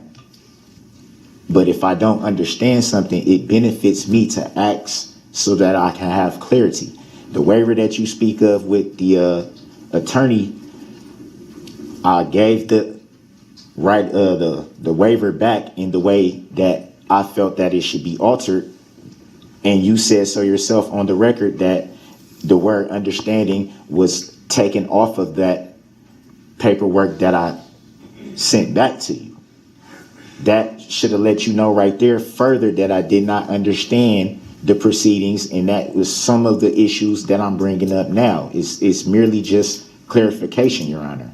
I don't understand what is going on. It's not to be disrespectful. It is not Mr. to Brooks, prolong the proceedings. do you It is understand when I tell you not to interrupt me? No, Do you no, I do understand not. when I tell you you need to follow the rules of decorum? I believe you do. Please sit down. The jury's coming in. I still would like to ask Mr. questions, Brooks? Your Honor. Stop talking. We are proceeding with the continued advisement to the jury of these preliminary jury instructions. Do not interrupt me. The record should reflect that the jurors are entering the courtroom. Okay, interesting note right here, you guys. This is the first time the jury is coming in and seeing him arguing with the judge. We're on day one, so even though we've seen a lot already, this is their first view of it. But I do like that they're actually seeing it on day one. Another thing I wanted to bring up, and I don't know if we ever talked about this in the past. Normally, they'd have like a sidebar, right? And the judge would say, she'd turn off the mics or whatever, and they'd come up to the judge's desk and what do you call it? The judge's stand, whatever they call the judge's little seat or whatever. They'd come up to her desk, seat, whatever, and have their sidebar. There's no sidebars in this trial because they have to literally remove the jury. Since Brooks is representing himself, he does have shackles. He will claim that they're shock shackles, but he does have shackles on his feet. And when he's moved back and forth, he has to be put in handcuffs because of obvious reasons. So, they don't show that in front of the jury. So they can't have sidebars. In fact, even the prosecutors are told, stay at your chair, stay at your desks. You can stand up, when you do the openings and the closings, but don't get up in front like as done in most trials and present your opening and closings. So just wanted to let you guys know that for just food for thought. Your Honor, with all due respect, Mr. Brooks, stop talking. It's not appropriate at this point in time. You'll have opportunity later to raise other issues, but the issues that you seek to engage with this court are issues I've already addressed. You have not. You have not shown proof. Mr. Brooks, the jury is in the courtroom. I understand that, You Your Honor. continue to talk despite being told to sit down and to pay respect to this court, to these jurors, to the process. It is my right to stand or to sit, Your Honor. It is my right. Mr. I'm Brooks, merely you exercising can my stand. right. You need to be quiet. Thank Your you. Honor, Your Mr. Honor. Brooks, please stop. I'm going to continue with the instructions.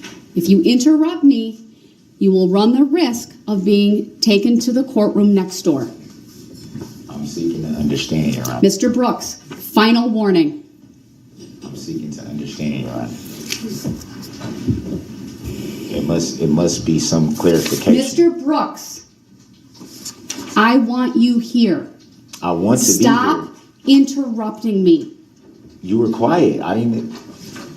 Mr. Brooks, stop talking so I can read through the instructions. Your Honor, can I?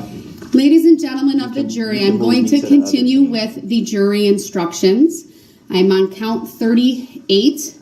If you are satisfied beyond a reasonable doubt that all three elements of first degree recklessly endangering safety have been proved as to count 38, you should find the defendant guilty of first degree recklessly endangering safety as charged in count 38. If you are not so satisfied, you must find the defendant not guilty as to count 38. If you find the defendant guilty of count 40, you must answer the following question, yes or no. Did the defendant commit the crime of first degree recklessly endangering safety while using a dangerous weapon? If you are satisfied beyond a reasonable doubt that all four elements of hit and run have been proved as to count 72, you should find the defendant guilty of hit and run as charged in count 72. Involved death to Wilhelm Hospital. If you are satisfied beyond a reasonable doubt that all four elements of hit and run have been proved as to count 73, you should find the defendant guilty of hit and run as charged in count 73. If you are not so satisfied, you must find the defendant not guilty. If you find the defendant guilty, you must answer the following question, yes or no. Did the accident involve death to Jackson Sparks? The defendant is charged with two separate counts of bail jumping. The 74th count of the information in this case charges that Darrell E. Brooks, on or about Sunday, November 21 of 2021, on Main Street in the city of Waukesha, Waukesha County, Wisconsin, having been charged with a felony and having been released from custody under Chapter 969 of the Wisconsin statutes, did intentionally fail to comply with the terms of his bond, contrary to Section 946.49 sub 1 sub b and 939.50 sub 3 sub h of the Wisconsin statutes. The 75th count of the information in this case charges that Darrell E. Brooks, on or about Sunday, November 21 of 2021, on Main Street in the city of Waukesha, Waukesha County, Wisconsin, having been charged with a felony and having been released from custody under Chapter 969 of the Wisconsin statutes, did intentionally fail to comply with the terms of his bond, contrary to Sections 946.49 sub 1 sub b and 939.50 sub 3 sub h of the Wisconsin statutes. Bail jumping, as defined in Section 946.49 sub 1 of the Criminal Code of Wisconsin, is committed by one who has been released from custody on bond and intentionally fails to comply with the terms of that bond. This requires that the defendant had the mental purpose to fail to comply with the terms of the bond. This also requires that the defendant knew of the terms of the bond and knew that his actions did not comply with those terms. The defendant is charged with violating a condition of bond that required that he not commit any crime. The state alleges that the defendant committed the crimes of first-degree intentional homicide, use of a dangerous weapon, first-degree recklessly endangering safety, use of a dangerous weapon, hit and run resulting in death, and battery. The state must prove by evidence which satisfies you beyond a reasonable doubt that the defendant committed the crimes of first-degree intentional homicide, use of a dangerous weapon, first-degree recklessly endangering safety, use of a dangerous weapon, hit and run resulting in death, or battery. The state is required to satisfy you beyond a reasonable doubt that the defendant committed a crime, but you are not required to agree on which one. The crimes of first-degree intentional homicide, use of a dangerous weapon, first-degree recklessly endangering safety, use of a dangerous weapon, and hit and run resulting in death have already been defined for you, and you should apply the same definitions here. You cannot look into a person's mind to find intent or knowledge. Intent and knowledge must be found, if found at all, from the defendant's acts, words, and statements, if any, and from all the facts and circumstances in this case bearing upon intent and knowledge. If you are satisfied beyond a reasonable doubt that all three elements of bail jumping have been proved as to count 74, you should find the defendant guilty of bail jumping as charged in count 74. If you are not so satisfied, you must find the defendant not guilty as to count 74. The 76th count of the information charges that Darrell E. Brooks, on or about Sunday, November 21 of 2021 at Frame Park in the city of Waukesha, Waukesha County, Wisconsin, did cause bodily harm to Erica Patterson by an act done with intent to cause bodily harm to that person without that person's consent, contrary to sections 940.19 sub 1, 939.51 sub 3 sub A, 968.075 sub 1 sub A, all of the Wisconsin statutes. The state must prove by evidence which satisfies you beyond a reasonable doubt that the following 4 elements were present.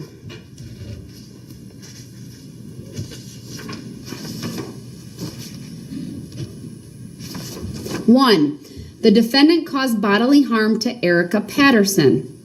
Cause means that the defendant's act was a substantial factor in producing the bodily harm. Bodily harm means physical pain or injury, illness, or any impairment of physical condition. 2, the defendant intended to cause bodily harm to Erica Patterson. Intent to cause bodily harm means that the defendant had the mental purpose to cause bodily harm to another human being or was aware that his conduct was practically certain to cause bodily harm to another human being. 3, the defendant caused bodily harm without the consent of Erica Patterson. 4, the defendant knew that Erica Patterson did not consent. The parties will make opening statements. The purpose of an opening statement is to give the parties an opportunity to tell you what they expect the evidence will show you so that you will better understand the evidence as it is introduced during the trial. I must caution you, however, that the opening statements are not evidence. Before we have the parties, or before I give them the opportunity to make opening statements, I am going to excuse the jurors to address a few legal matters, give you an opportunity as well for a short comfort break. We'll let you know when we bring you back in. There are a number of pieces of paper that Mr. Brooks wrote on. I'm going to have them copied so the state can be aware of that and respond if necessary. So we'll just take a moment while those papers are copied.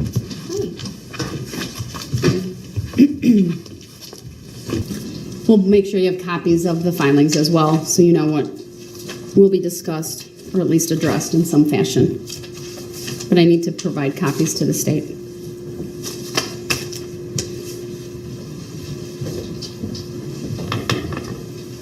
Be allowed to say something on the record really quick. Go ahead, sir. I noticed that one of the jurors, the lady in the black that's closest to the screen in that corner chair over there, I recognize her from my initial appearance. She flipped me off coming in to my initial appearance and coming out. I know it's her for a fact. I seen her about like how I'm looking at you right now, so I know for a fact that's her. I don't want that to end up being an issue. Is this some type of way that could be addressed by Your Honor? Mr. Brooks, you had an opportunity to exercise preemptory strikes and even to question jurors about that. You chose not to. So at this point, any issue you have with that juror is waived. Okay, you do remember that I was not present in the courtroom. I couldn't see. All I can see from that courtroom in there is just you, Your Honor, and the prosecution's table. I can't even see the bailiffs. So it was no way for me to even see who the jury was. Obviously, I wouldn't know them by name. If I would have been able to see the jurors, I would have immediately addressed that. I will make this one indulgence. I'll have the civilian bailiff ask that juror if she was in attendance at your initial appearance out of an abundance of caution. These are jurors, though, who with the jury questionnaires were also asked what knowledge they had about proceedings they watched or even attended. And no one, to my knowledge, has disclosed anything like that, but out of an abundance of caution, we will ask that juror if she was in attendance at your initial appearance. So for now, that's how I'll address it. I'll advise you of what her answer is later. Do we know the number? Do you know the number of the jurors, sir? They have numbers. I just know that I can't see the number from here. I just know the chair she was sitting in. Which chair, sir? Top row or the top or the bottom row? The bottom row, the last black chair. Black shirt. She had the black They're shirt all on. black chairs, sir. So The last chair black closest- chair closest to the television. Thank you, sir, because there are two sides, right? So there's the last chair on both sides. So I wanted to make clear. You're saying the chair closest to the television. Thank you. I said that at the beginning, Your Honor. Front row. All right.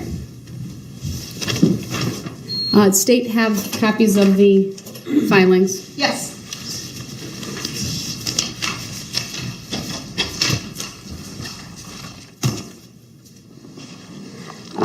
I will take these in order. The first is a note from Mr. Brooks that was handed to Deputy Wittig at about 12:05. It says, "I would like my filings addressed, parenthesis, notice of special appearance, statement of particulars, both are by affidavit, filed 10/3/22, which today is deadline to respond." Thank you, Mr. Brooks. I'm respectfully declining to respond to those filings. That's my decision, sir. Next Are you topic. making a judicial determination that those have no merit? Mr. Brooks, I have indicated to you on the record what I will or will not do. I would like to motion for finding a fact. Your request is denied. The next, May Your Honor explain why. Mr. it's Brooks, denied. I'm gonna go through these one by one. If I feel the need to make more of a record, I will do so. The record will be available later on. If you think I've made an error, you can then raise that on appeal. I know you're making the error, Your Honor. Mr. Brooks, I'm not going to have a debate with you right now. We I'm are not. continuing on. I'm giving you the courtesy to respond to each one of these things. That's how I've responded. I expect that you will, even if you disagree with my decision, sir, that you will respect it and we'll move forward. The next piece of paper filed at 1:52 p.m. Are you making says, a judicial are you making a determination? judicial determination? I'm not allow my right under the First Amendment to freedom of speech in this courtroom. Mr. Brooks, we have rules of decorum and courtesy. They have been provided to you multiple times. They are part of the materials that you have before you. Do they fall under the First Amendment? SCR Chapter 62 discusses just the standards of courtesy and decorum for the courts of Wisconsin. In addition, sir, parties are able to file requests with the court. It's called a motion. A motion, however, is based in law. There is a citation to not only that law, but relevant facts, and there's a request for relief. While you have the right to present a defense, you do not have a right to disrupt the proceedings.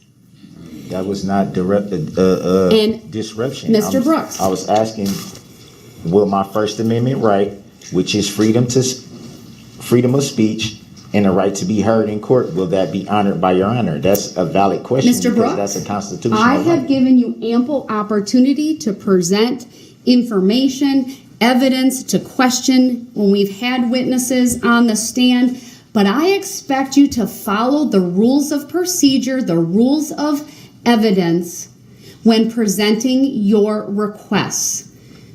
I can't even get these admitted into evidence. That's, Mr. Brooks, I cannot explain to you if you don't understand the basis in law for the denial. You're right. I don't understand. But I was but that doesn't following- mean we're going to have a I was discussion following- no, or a I'm not debate trying to debate about with you, what but I it was means, because we're following- not I going was to do following that. the rules that you set. So the bottom by line is, I writing don't and feel, sending it. Mr. Brooks, stop talking. I do No, not I was feel, right. I was following the rules when you said that I had to make all and you objections did, and I'm going through in them, writing. so give me the courtesy of replying or responding to these.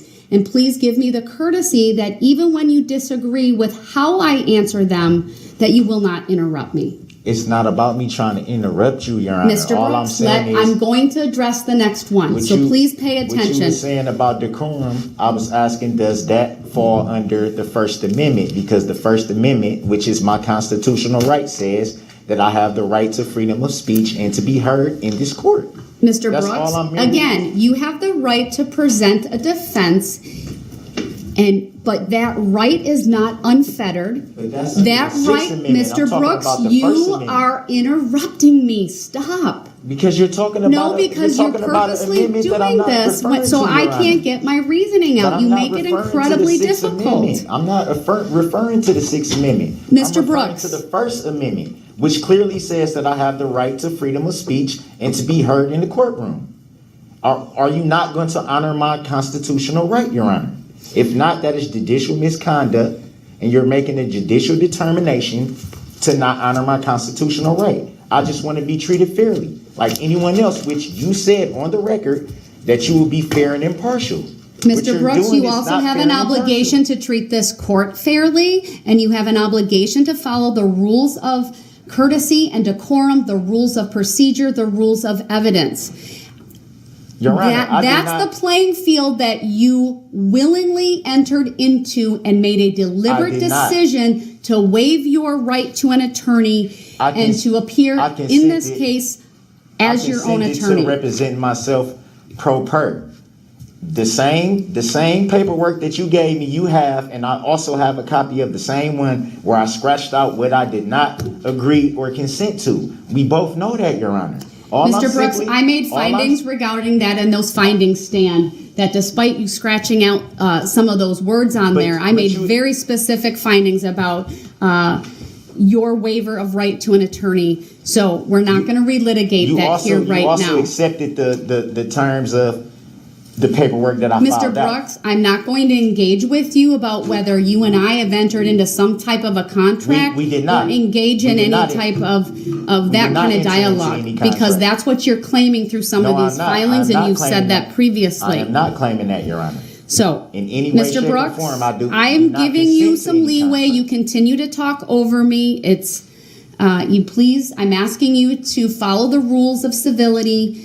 Simple rules, sir. Don't interrupt me. Did I not just let you read the whole jury instructions and follow the rules that you said I have to write down? You did. Anything that I object to and then hand it in. Except now that we're discussing them, it seems to me that the rules don't quite matter to you, sir. No, that is not what's So, being asserted. Here's on my what's end. happening, sir. All I'm I'm- telling you, all I'm I'm asking advising for- you to respect the rules. I'm advising you that if you continue to interrupt, you risk forfeiting your right to be present in this courtroom. Are you? Because I still need to continue with these proceedings, sir. I need to go through all of the documents that you filed, and you're not letting me do that. Because we didn't So get I'm past gonna, the if I issue. need to, I'll remove you to the other courtroom so that I can do this. This is- And yes, exercise the mute button, sir. This But is- and this then is I'll bring something you that was back when the filed, though. jury's back. This was filed, though, Your Honor, and it's a valid. Mr. Brooks is it's valid. clearly not following the simple rule of civility that I have established. That's He inaccurate, continues Your to Honor. interrupt. He's not providing this court with inaccurate, Your ability to make rulings on the record without interruption. So this is your final warning, or you will be removed to the other courtroom. Will Your Honor my First Amendment right? I'm Or not are you answering making that it- or are question, you sir, making because it- I've already addressed So it. you're making a judicial determination to deprive me of my constitutional I am not right. making any such determination, So sir. you just said you're not going to answer the question about my First Amendment right, which says Sir, that I've I have already freedom of answered the speech. question that you have a right to present a defense. That is the You have Sixth a right Amendment, to not be the First. present. You're trying to twist You up the have amendments. a right to present your defense, but your rights are not unfettered. Yes, they Your are, Your rights, Honor. You're citing the Sixth Amendment, which I am not Mr. Brooks, questioning. your First Amendment in some respects is circumscribed by the rules of evidence and the rules of procedure. Does it say that I have So it doesn't mean you speech? get to say anything that you want in No, front of a I'm- jury. Your And Honor. it doesn't mean you get to put forth any kind of evidence that you want Your in front Honor, of a am jury. I What being- it means, sir, am I is being that you disrespectful? must Am I follow. calling you Yes, out your you're being name? Am I threatening disrespectful because anybody? you're I'm not. not doing anything of the sort. All right, he is continuously talking over me. So at this point, I'm going to find that he's forfeit his right to be I have present not as I forfeited go my right, through Your Honor. I have his not consented to any. I'm his simply trying paperwork. He's to be understand removed to the other courtroom I'm until simply such trying to time as he understand can pledge to why we're follow not the talking rules about of the First decorum and Amendment. I'm not civility. talking about the We'll be Sixth in Amendment. recess until we have Your everything Honor, I do set not up. agree to a The record to estoppel. reflect, I'm stepping off.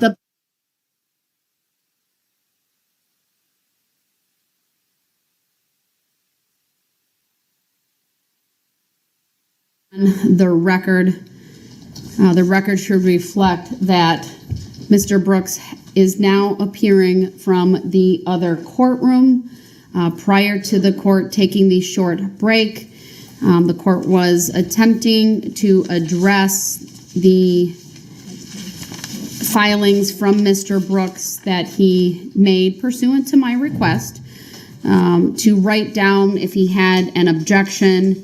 I have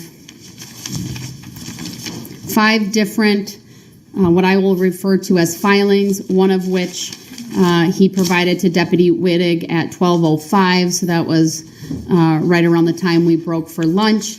A second one, 1:52 p.m., today's date, October 6th, and then there's another 1:58 p.m., October 6th, 2:03 p.m., October 6th, and then looks like the time is 14:28, so 2:28, the other one was received. Mr. Brooks, I'm going to make a record first as to why you've been removed, and then I will hopefully get to the filings. I need you to not interrupt me at the moment. You are unmuted. But after the court completed the preliminary jury instructions and the reading that is to the jurors, I excused the jurors so that they could take a break, but also because I knew there were a number of what I will loosely refer to as objections that were raised by Mr. Brooks. I wanted to take an opportunity to address those first before moving on to opening statements. As I attempted to address those with Mr. Brooks, there was, from my observation and opinion, and I'll make a finding that it was pretty much a consistent talking over me by Mr. Brooks. I wasn't able to really go through any of these filings with any specificity.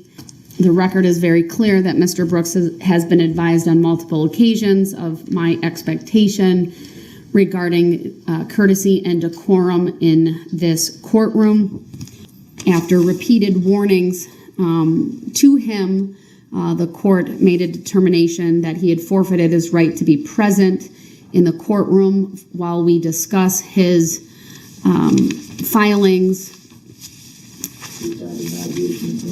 The record will reflect that Mr. Brooks did not give consent. I am still continuing with my findings, sir, so I'd ask that you not interrupt me.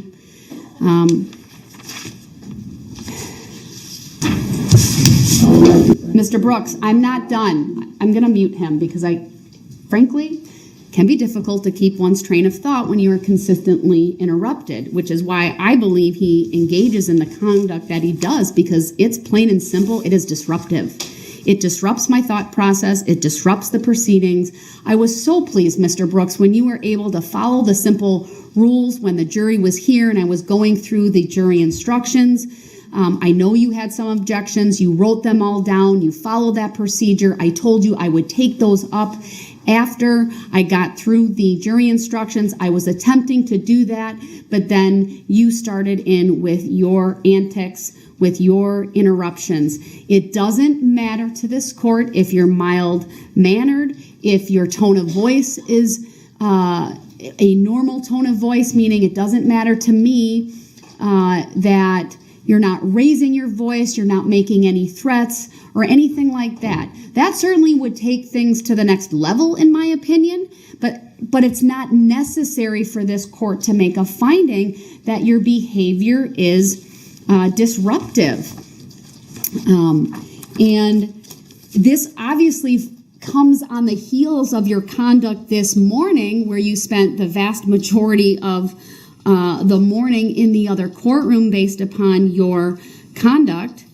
And I'll once again rely on the decision in Illinois versus Allen, 397 U.S. 337, a U.S. Supreme Court case from 1970. On the options the court has constitutionally when faced with a disruptive defendant, someone like Mr. Brooks, who cannot conduct himself consistently with the decorum and respect that is inherent in the concept of courts and judicial proceedings. The consistent interruptions are not only disruptions, but it interferes with the proper administration of this trial. It disrupts the dignity, order, and decorum of this court. Those are the hallmarks of all court proceedings. I'll make a finding that he flagrantly disregards in the courtroom elementary standards of proper conduct by repeatedly interrupting this court. And therefore, he has forfeited his right to be present while we discuss all of these filings. I'll also make a finding that the technology that we are utilizing here today, we are Polycom to Polycom. The audio and video have been working very well this afternoon.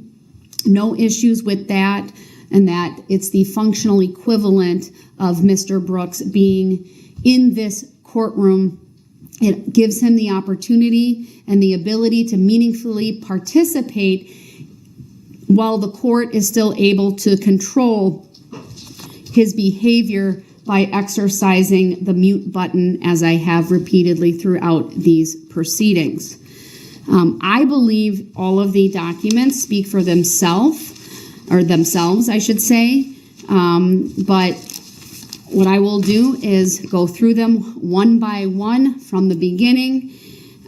Since they're Mr. Brooks's filings, his position has been made known. I'll ask the state to respond. If I feel any additional follow-up is needed from Mr. Brooks, I'll ask him for that, and then I'll make a decision. So even if that's backtracking a little bit, it's a little bit easier to do that with him in the other courtroom. So the first one that I will deal with is the one that's got today's date and 12:05. I addressed it earlier in terms of that I did not believe it was a filing that required any court response, and I'll ask the state if the state sees any of that differently. No, Your Honor, and I would cite the court's United States versus Benabe, Benabe, at 654 Fed 3rd 753. It's a Seventh Circuit case from 2011. Specifically, there's very instructive language on page 767. This case involved a defendant who identified himself as a sovereign citizen. The court goes into a nice discussion as to such claims having no merit whatsoever. The quote is, the proposed sovereign citizen defense has, quote, no conceivable validity in American law. I think that's applicable to several of these filings here, Your Honor, and I think that's relevant authority throughout the remainder of this trial, that these sovereign citizen defenses have been attempted. There's a lot of cases on this. That's the most recent from the Seventh Circuit that I could find. In no way have any of these defenses, such as his name, the jurisdiction of the court, the fact that the state's an entity, any of these efforts that Mr. Brooks has tried to put forth have been soundly rejected by the courts, and there's significant case law on point, but that's the most recent and appears to fit really well with the facts of this case. I would note the documents he refers to in this particular piece of paper references the notice of special appearance, the statement of particulars, both are by affidavit. Those are two of the common sovereign tactics. And I believe Benaby and the language that you cited is directly on point, and that is why I can simply deny the request to address those filings without any further discussion or hearing on them, even without giving Mr. Brooks an opportunity to further respond. The second statement, and I note he's raising the objection, and I'll indicate for the record he's objecting to what's being ruled upon. Then the second filing, we heard him discuss at length, so I'll just have the state respond to that, and that was his claim that his First Amendment rights to freedom of speech are not being honored in this courtroom. So the court has been abundantly patient in allowing Mr. Brooks to make appropriate, relevant legal arguments. The court is 100% accurate that no constitutional rights is absolute, and there is they can be fettered under appropriate situations, and you've made an excellent record as to why that is appropriate in this case. Mr. Brooks is raising his objection sign. Since he was given an opportunity to address this previously, I'm not going to give him further opportunity and simply indicate that he will be allowed at appropriate times under the rules of evidence, under the to present his defense. It appears to me at times he may confuse the ability to file something into the record with the ability to present evidence.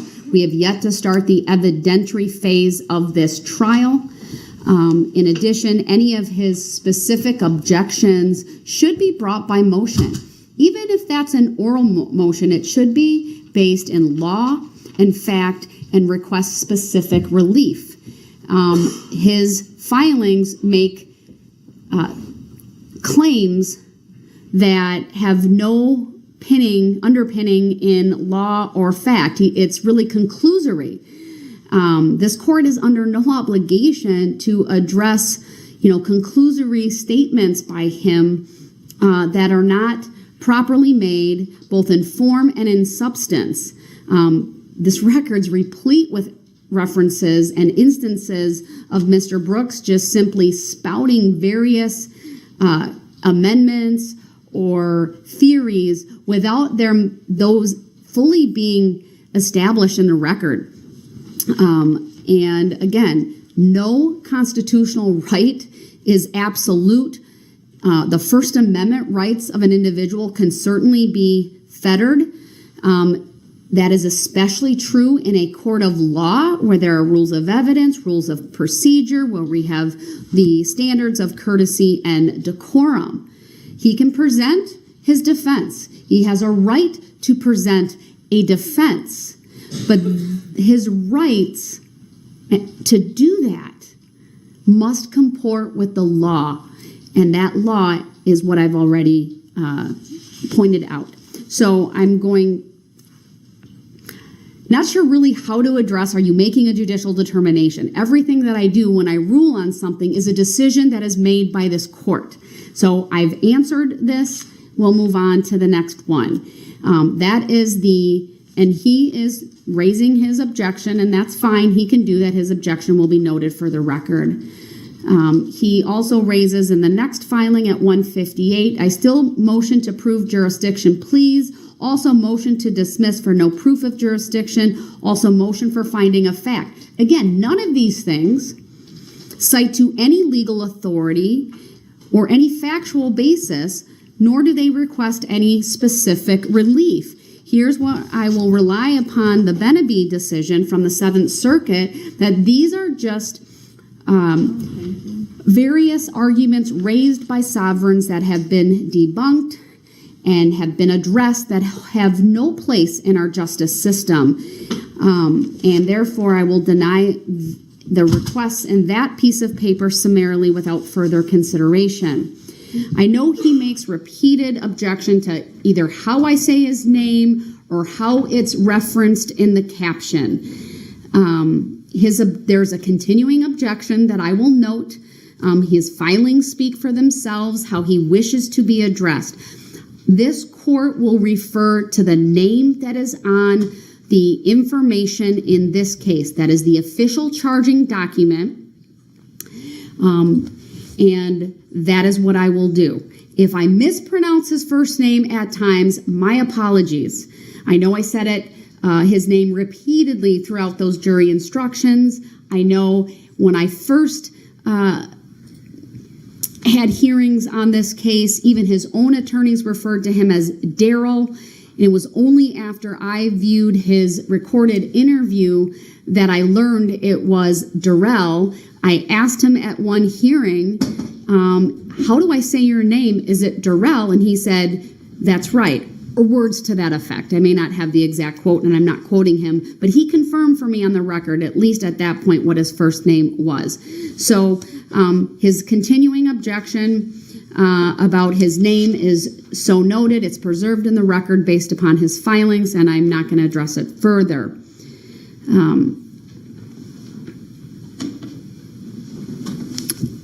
Frankly, his last document, which says a plea is to argue facts, I don't intend to do that, and I never agreed to or consented to a, quote, not guilty, quote, plea. My attorneys never got my consent for a not guilty plea. I don't understand. The law is very clear that a plea of not guilty, even when a defendant stands mute, is what the court proceeds with.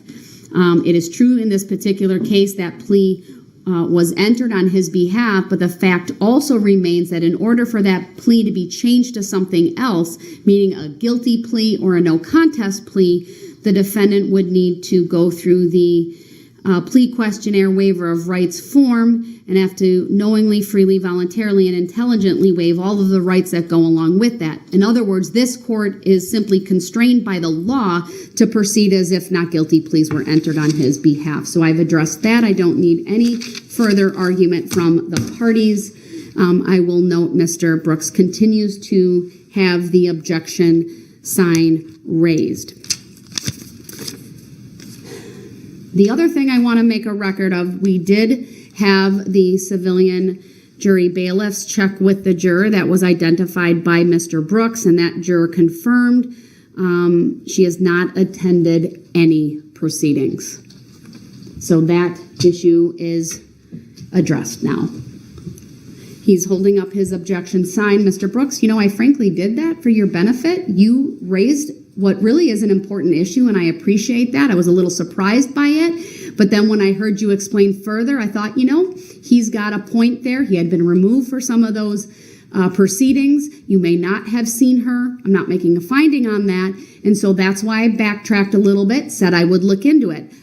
So I'm not sure why you're objecting at this point. I took an important piece of information that you were relaying, and we had it, in this case, it was confirmed that the juror did not attend any proceedings, and so that will address your issue with her. All right, now the next step would be opening statements. So, Mr. Brooks, you have demonstrated in the past, and I'm going to unmute you, that when the jury is present, you are able to maintain civility, show them respect, show the courts and the process respect and dignity. I certainly am willing to have you brought back over while the state gives their opening statement, and certainly if you choose to make an opening statement, for you to do that in this courtroom in the presence of the jury. I know you're holding up your objection sign, sir, but I am giving you the opportunity to come back over here. Would you like to come back to this courtroom? Record should reflect he's holding up his objection sign. It appears that he's writing, I don't know what, of course. Mr. Brooks, I'm going to ask you again. Would you like to come back to this courtroom for opening statements? So I'm on the record. You are. If you would please address my question.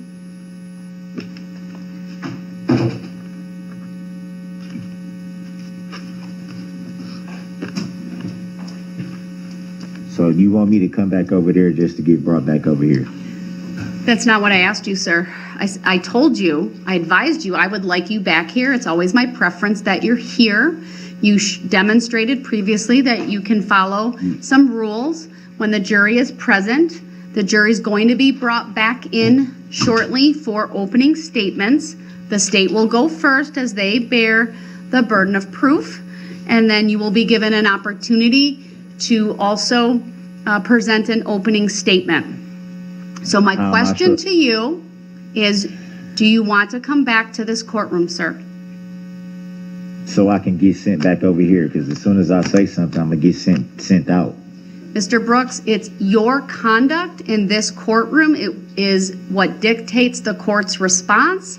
If you follow the rules of decorum and courtesy and civility, you will remain. But if you choose to You're not saying do that, then you run the risk of once again forfeiting your right to be present. You say that even though I never consented to being taken out.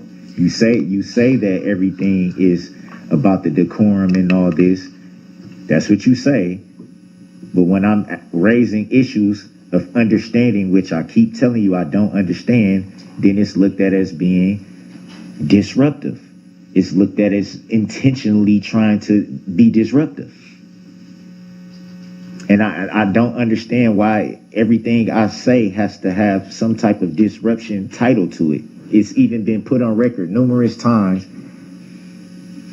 with inaccuracy. Even what happened today, nobody reported on record about me being bruised up and having to get bandaged up and all these things, but it was put on me, laid at my feet, as if me, quote unquote, being disruptive was deserving of what happened to me. I'm simply trying to have a fair trial. And if I don't, forgive me for being this way, Your Honor, but if I don't understand, I'm going to ask questions. That's the only way I can have clarity, is by asking questions. And you have refused to answer anything, but I have to answer everything you ask me. Where's the give and take? It should be fair. I'm not asking for legal advice.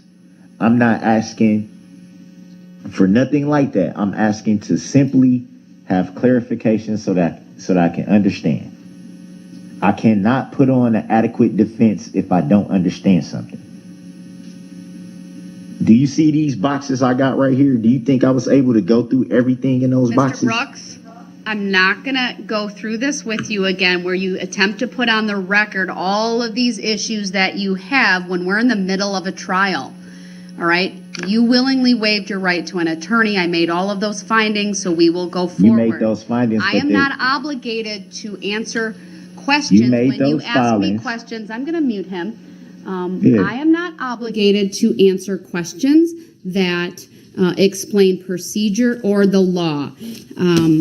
I am obligated to address motions to address that are based in law and fact. I'm obligated to address objections, for example, whether it be to testimony or evidence or questions posed to witnesses. But I am not obligated, sir, to provide you with an explanation of the law, of the procedure. And with that, since I gave him two opportunities to answer a very direct question, and that was, do you want to come back to this courtroom? And he chose not to answer it, but instead ask a question and then start making statements about his lack of understanding. I will find that his non-response, that he has not answered directly, which to me says he's not willing to follow the rules of decorum and courtesy and civility, and without such a pledge, he will remain in that courtroom.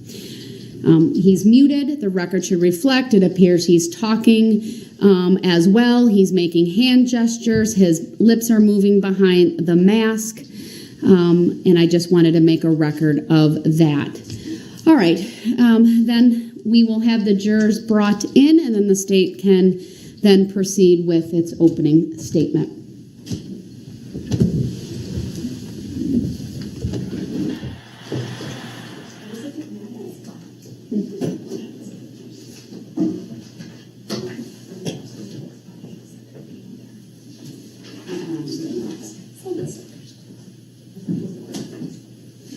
That's a multi-count instruction, and so that's why you gotta look back the way you normally would. Oh, okay.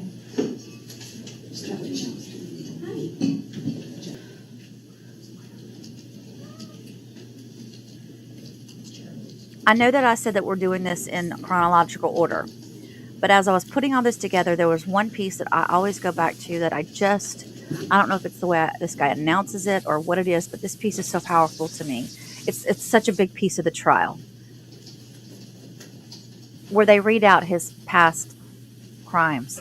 It's a piece that I really want to add to the first part of this trial. So before opening statements occur, let's watch this really quick.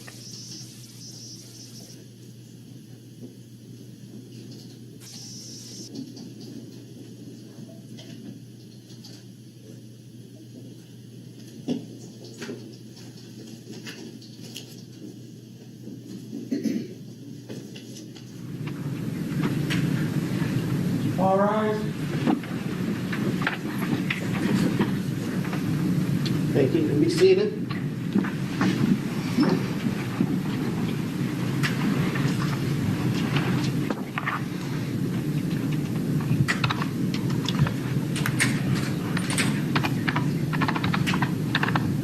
And could we hold just a second, please? Hold it. So, folks, we're going to get started.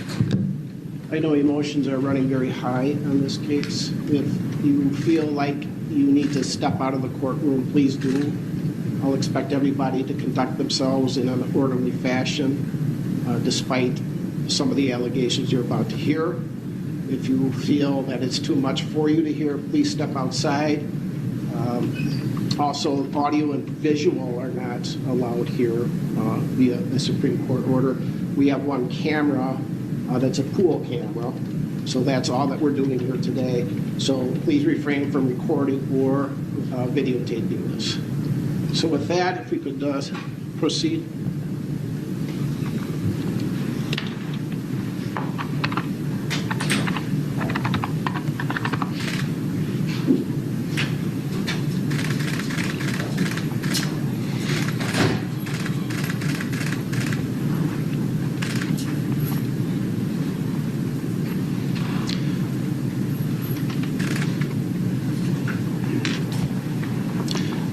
This is case number 21 CF 1848, State of Wisconsin versus Darrell Brooks. Matters tabbed to Judge Lau. Appearance by the state, please. Good afternoon, Commissioner Sue Opper and Leslie Basie, appearing for the State of Wisconsin. Thank you. And for Mr. Brooks. Darrell Brooks appears in person in custody with attorneys Anna Keyes and Jeremy Perry. Good afternoon. Good afternoon to you. And we are here on a criminal complaint that's now been filed. Mr. Perry, will Mr. Brooks acknowledge that he has received a copy of that complaint, and will he waive its reading in open court here today? We have received copies of the criminal complaint. We waive formal reading. Thank you. It may at some point be relevant, but the address on the complaint is accurate. That's right. Thank you. And Mr. Brooks, I have reviewed a copy of this criminal complaint. I will find it does state probable cause as to each of the 5 charges before you. You're charged in count 1 with first-degree intentional homicide. That's a Class A felony, and that has a maximum possible penalty of being sentenced to imprisonment for life. That's for victim A.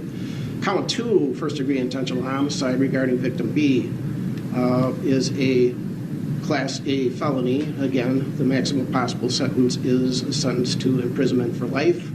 Count 3, first-degree intentional homicide regarding victim C, is again a Class A felony, and that's punishable by a sentence to imprisonment for life. count 4, first-degree intentional homicide regarding victim D, again, is a Class A felony. That's punishable by a sentence to imprisonment for life. Lastly, count 5, first-degree intentional homicide regarding victim E is a Class A felony. That is punishable by a sentence to imprisonment for life. As those are felonies, you're entitled to have counsel. You're entitled to have also a preliminary hearing. And I, again, have found probable cause to each of the 5 counts upon my review of the pleading. So we will turn to Attorney Opper for her bail recommendation. Thank you, sir. As to the bail recommendation, Your Honor, I'd like the court to be aware of a prior criminal history as it relates to Mr. Brooks. I can advise the court he has arrest record from 3 states to include Wisconsin, Nevada, and Georgia. Starting with the state of Wisconsin, the record begins in 2000. There was a conviction in that year for substantial battery, party to a crime. A prison sentence was imposed but stayed for 3 years probation and 6 months condition time. 2002 conviction for possession of marijuana as a repeat offender, sentenced to 50 days in the House of Correction. 2003 misdemeanor conviction for resisting obstructing, sentenced to 20 days in the House of Correction. 2005, there's an arrest from Langlade County. Ultimately, he was convicted of a county ordinance violation for disorderly conduct. What's remarkable about that is that he failed to pay the fine, so he was ordered to serve 30 days in jail on the non-payment. 2009 Manitowoc County conviction for obstructing an officer, sentenced to 2 days jail time served. 2010 conviction from Wood County, Wisconsin. He was convicted of the offense of strangulation/suffocation with other charges of battery and criminal damage to property dismissed and read in. The court ordered a withheld sentence for 3 years probation. That probation was revoked, and on August 1 of 2011, he was sentenced to 11 months jail. 2012, he was convicted at the same time on 2 separate files in Milwaukee County. First file was a charge for possession of marijuana as a repeat offender, sentenced to 180 days in the House of Correction. The second file, he was convicted of misdemeanor bail jumping and misdemeanor possession of THC, also sentenced to 180 days in the House of Correction, concurrent to the other case and concurrent to each other. In May of 2012, there was a conviction for resisting obstructing. He was sentenced to 37 days jail consecutive to the earlier sentence imposed in April of that year. He's currently pending on 2 charges in Milwaukee County. 2020 CF 2550, he's charged with 2 counts, second-degree recklessly endangering safety while armed, and 1 count of felon in possession of a firearm. The date of that offense, or excuse me, all 3 offenses, is July 24 of 2020. It's believed he was arrested shortly after that incident and remained in custody in the Milwaukee County Jail until released on bail there for reasons of a speedy trial violation on March 3 of 2021. Bail at that time was lowered from $7,500 cash bail to $500 cash bail. In that case, Your Honor, it is alleged that he got into a fight with his nephew. The defendant fired 1 round from a handgun toward the vehicle that his nephew was in. The vehicle was occupied by another person, and that accounts for the 2 charges of reckless endangering safety. The next day, he was taken into custody, and the residence where he was located, he was found to have a loaded 9mm handgun just a few feet away from him. The handgun was previously reported stolen. Again, he was a convicted felon on that date, so that accounts for the 3rd charge. He's also currently pending in Milwaukee County case number 21 CF 4596. That has a date of offense of November 2, 2021. He's charged there with resisting, obstructing, felony bail jumping, second-degree reckless endangering safety in a domestic violence situation, domestic DC, and domestic battery. The allegations in that case, Your Honor, are that he struck the mother of his child in the face with a closed fist. Then as she was walking away from him, he intentionally ran her over with his vehicle. The vehicle in that matter described as what's believed to be the same maroon 2010 Ford Escape used in the allegations in this case. Police went to his home and found him getting out of that Ford Escape. The defendant ignored their commands to stop, and he tried to run into the house before he was apprehended. There's a long history of flight, obstructing, bail jumping type behavior, Your Honor. It's remarkable that these are violations all around the state of Wisconsin, not just his home county of Milwaukee, but we had convictions from Wood County, Manitowoc, and Langlade. I'd like the court to be aware of a record from the state of Nevada. We'll go to Nevada first. That happened, the first conviction was from December 11th of 2006. He was found guilty at trial of a misdemeanor count for obstructing an officer, was sentenced to jail in Nevada.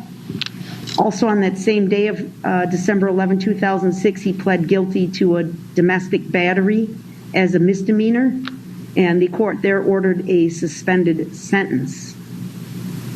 On March 16th of 2007, he pled guilty to statutory sexual seduction, a felony. The court ordered a suspended sentence for 36 months probation. He was also ordered to register on the Nevada Sex Offender Registry. He is currently noted to be non-compliant with that registration requirement.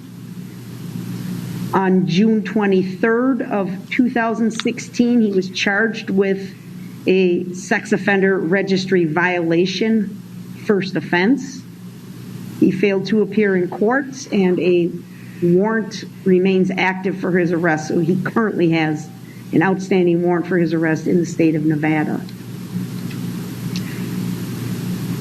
In Georgia, Your Honor, the record reflects a May 27, 2021 arrest for misdemeanor battery with a designation of family violence.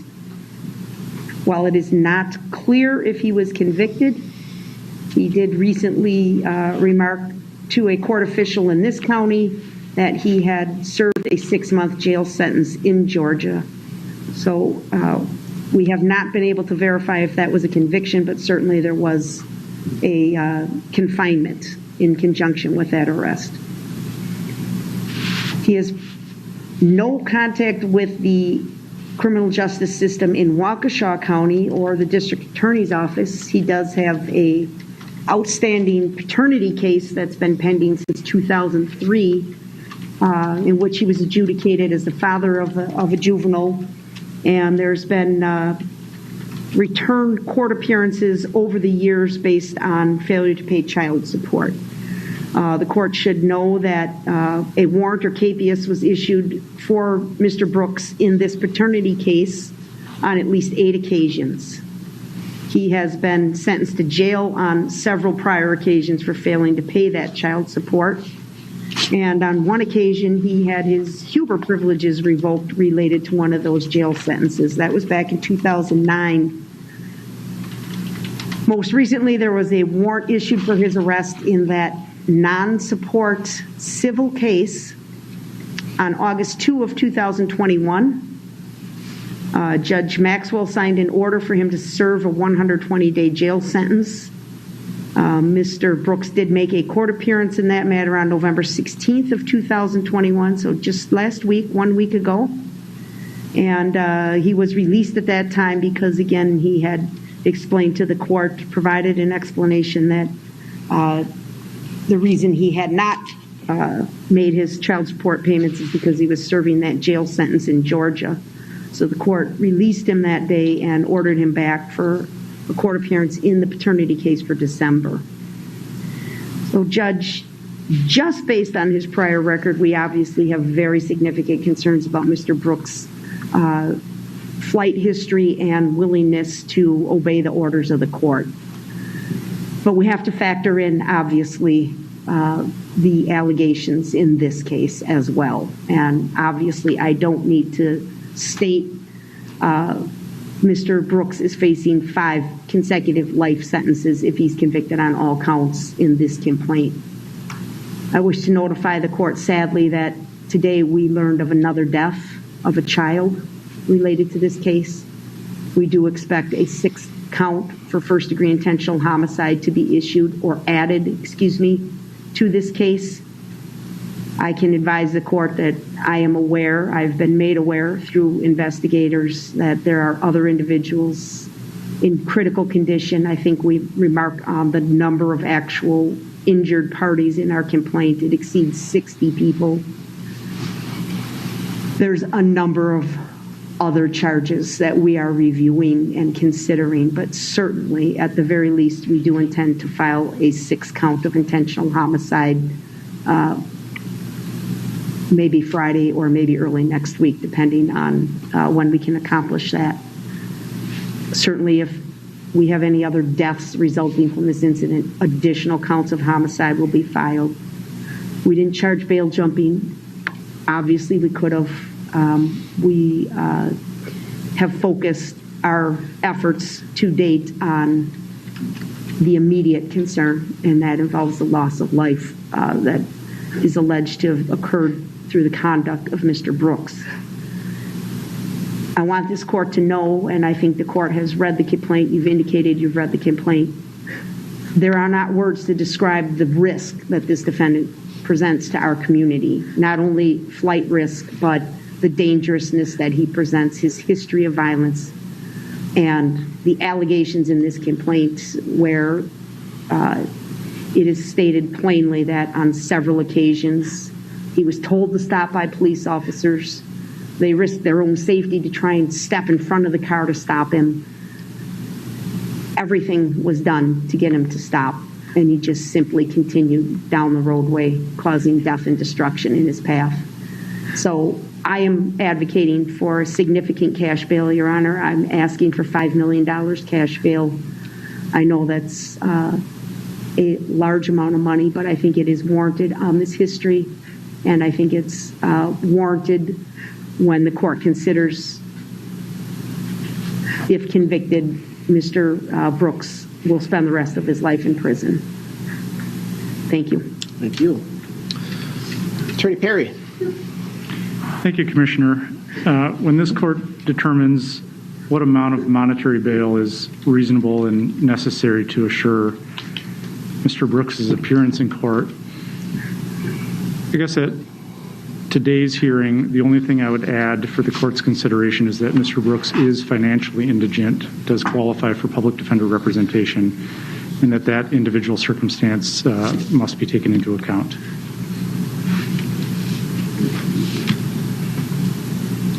Does that conclude your argument? It does. Thank you, sir. So, first of all, let's get to conditions of bail. The monetary portion is called bail. There are conditions, though, in bail. And first, I am going to order, sir, level 4 monitoring through WCS if you do post bail. You're not to leave the confines of the state of Wisconsin. You are only to be released on a business day during business hours.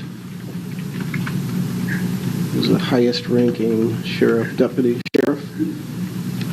I would like your opinion. I would like the Sheriff's Department to notify WCS if he bails out that he's to immediately go over to WCS. So would it be asking too much if I had somebody from the Sheriff's Department contact during regular business hours WCS to let them know that he's being released?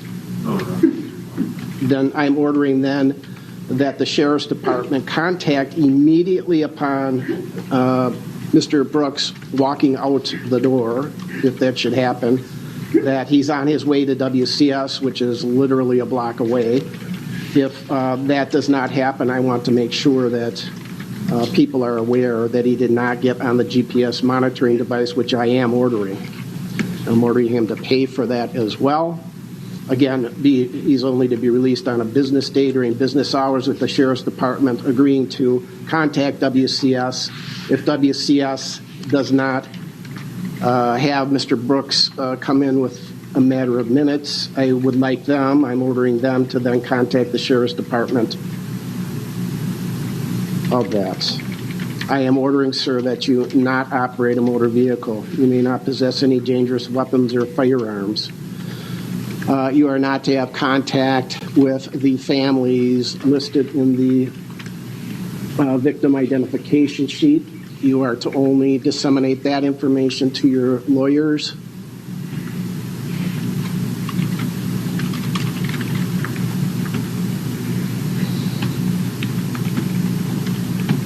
Those are all the conditions of bail.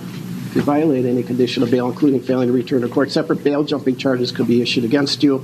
In reviewing 969.01 of the Wisconsin statutes and 969.001 that talk about bail and release, the statute reads that there should be reasonable conditions designated to assure his or her appearance in court, Mr. Brooks, protect members of the community from serious bodily harm.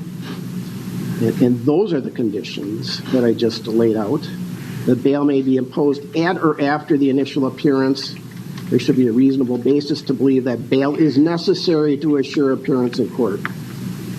Some of the things to be considered by the court with the conditions of bail are the number and gravity of the offenses, the potential penalty the defendant faces, whether or not the allegations are violent in nature, the prior record of the defendant, character and strength of the evidence which has been presented to the court, whether the defendant is already on bail or subject to other release conditions in other pending cases, and whether or not there's any violations of those release conditions. In reviewing the criminal complaint, the allegations are such that I read that two detectives opined that this was an intentional act, that the vehicle seemed to swerve into individuals, actually at one point trying to avoid other vehicles, that the detectives, they're listed as Detective Casey and Detective Chusoni, who again opined that the actions they observed, in their opinion, were intentional. We now have 5. Attorney Opper informed us of a 6th, but that's not here before us today. 5 people that are deceased. We have a gentleman that has a huge background via multiple states.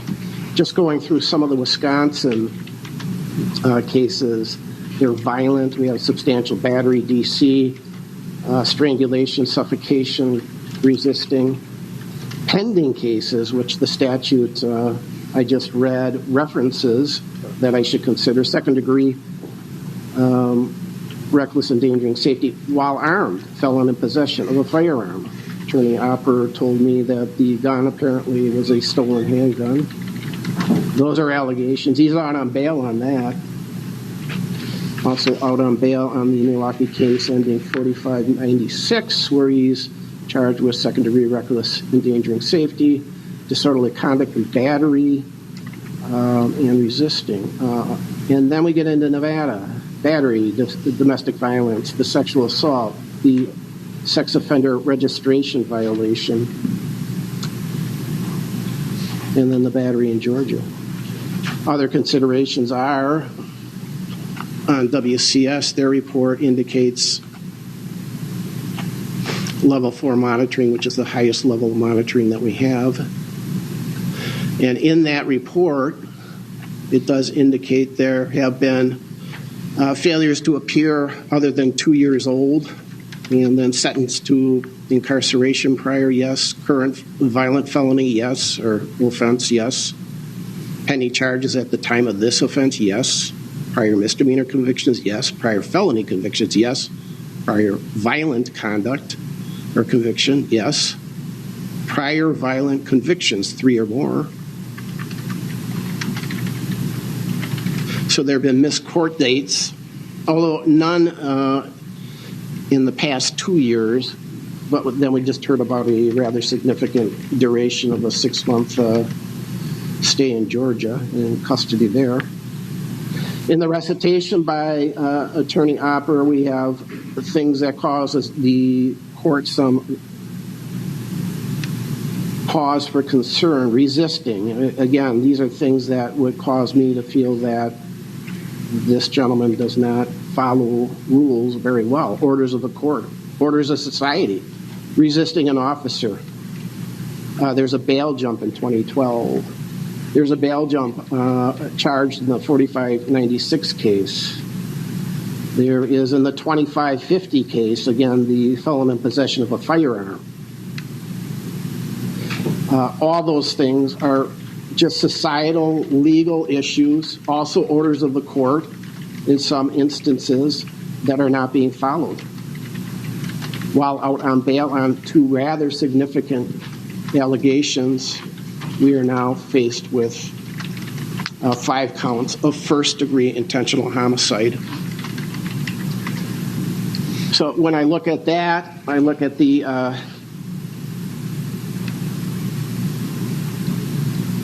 gravity of the offenses, the maximum possible penalties as the statute allows for, likelihood of incarceration, which if you're found guilty of 1 or more of these, even 1, would put you in prison for the rest of your life. I believe you are a flight risk. There's failure to follow court orders. This allegation, although the motive is not known, I'm not entitled to know what that is, but it looks like there was either panic or whatever, or an intentional act for whatever reason. You don't do well under pressure. The Milwaukee County case talks about, as Attorney Opper indicated, you using a vehicle to run over another person with your vehicle. So you don't respond well to what is common sense within our community, our society. So based on that, you're out on bail. Those smallish bails that you were out on didn't do very well. Before I forget, there is Marcy's Law. I understand that although there are, the statute in the Constitution now defines deceased victims to allow for family members to speak. So Attorney Opper, I was told that nobody wishes to speak. We have a number of people from the families. And is that still your understanding? I'll just confirm that, Your Honor. Okay. Yes, I'm getting confirmation. Nobody wishes to speak to the court at this time, but thank you for your inquiry. On your right. So, ma'am, I'm sorry. I would ask that the victim witness individual from the DA's office see who this is without divulging who it is, and what relation to what victim she is.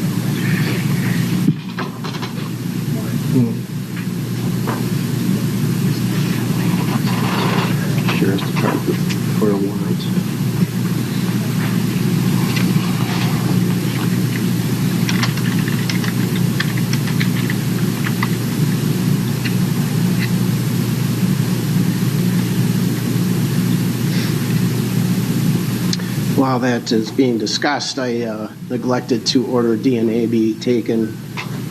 A sample of your DNA, sir, has not been taken. I am ordering that now. It may be expunged if you meet the criterion under the Wisconsin statute.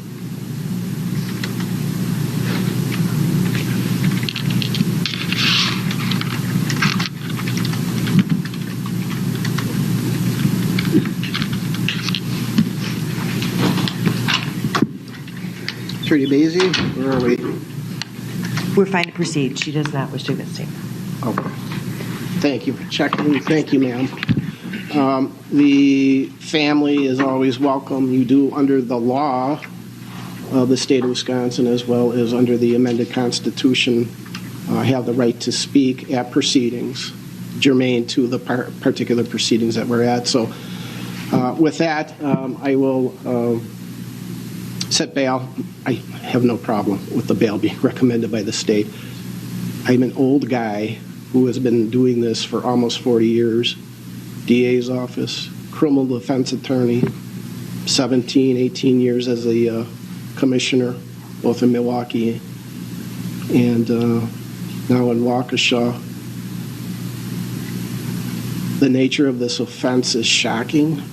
Actually, the detail I was not expecting here today, that two detectives, not lay people, detectives, not only tried to stop this, but rendered an opinion that this was an intentional act. You're presumed innocent, sir, but that's what the allegations are. And I've not seen anything like this in my very long career. It seems to be a very strong case for the state. Likelihood of incarceration, which is the other aspect of bail, is absolute. If you are found guilty of any one of these, a multitude of them, it's a life imprisonment sentence that must be meted out. So I have no problem. I just, with that bail, it's extraordinarily high, but it's an extraordinarily big case. It's an extraordinarily serious case with an extraordinary history of this gentleman, of fleeing, of hurting people, of not following court orders, not following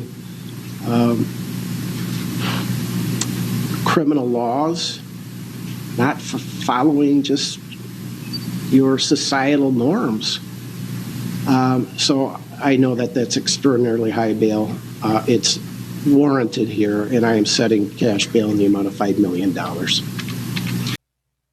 Well, that's going to do it for this one, guys. We will resume on the next video, still on day 1 of the trial, with official opening statements. I look forward to seeing you guys then. Stay tuned. Thanks for watching, everyone. If you enjoyed this video, please do not forget to like and subscribe on your way out, and feel free to leave a comment. Have a blessed day.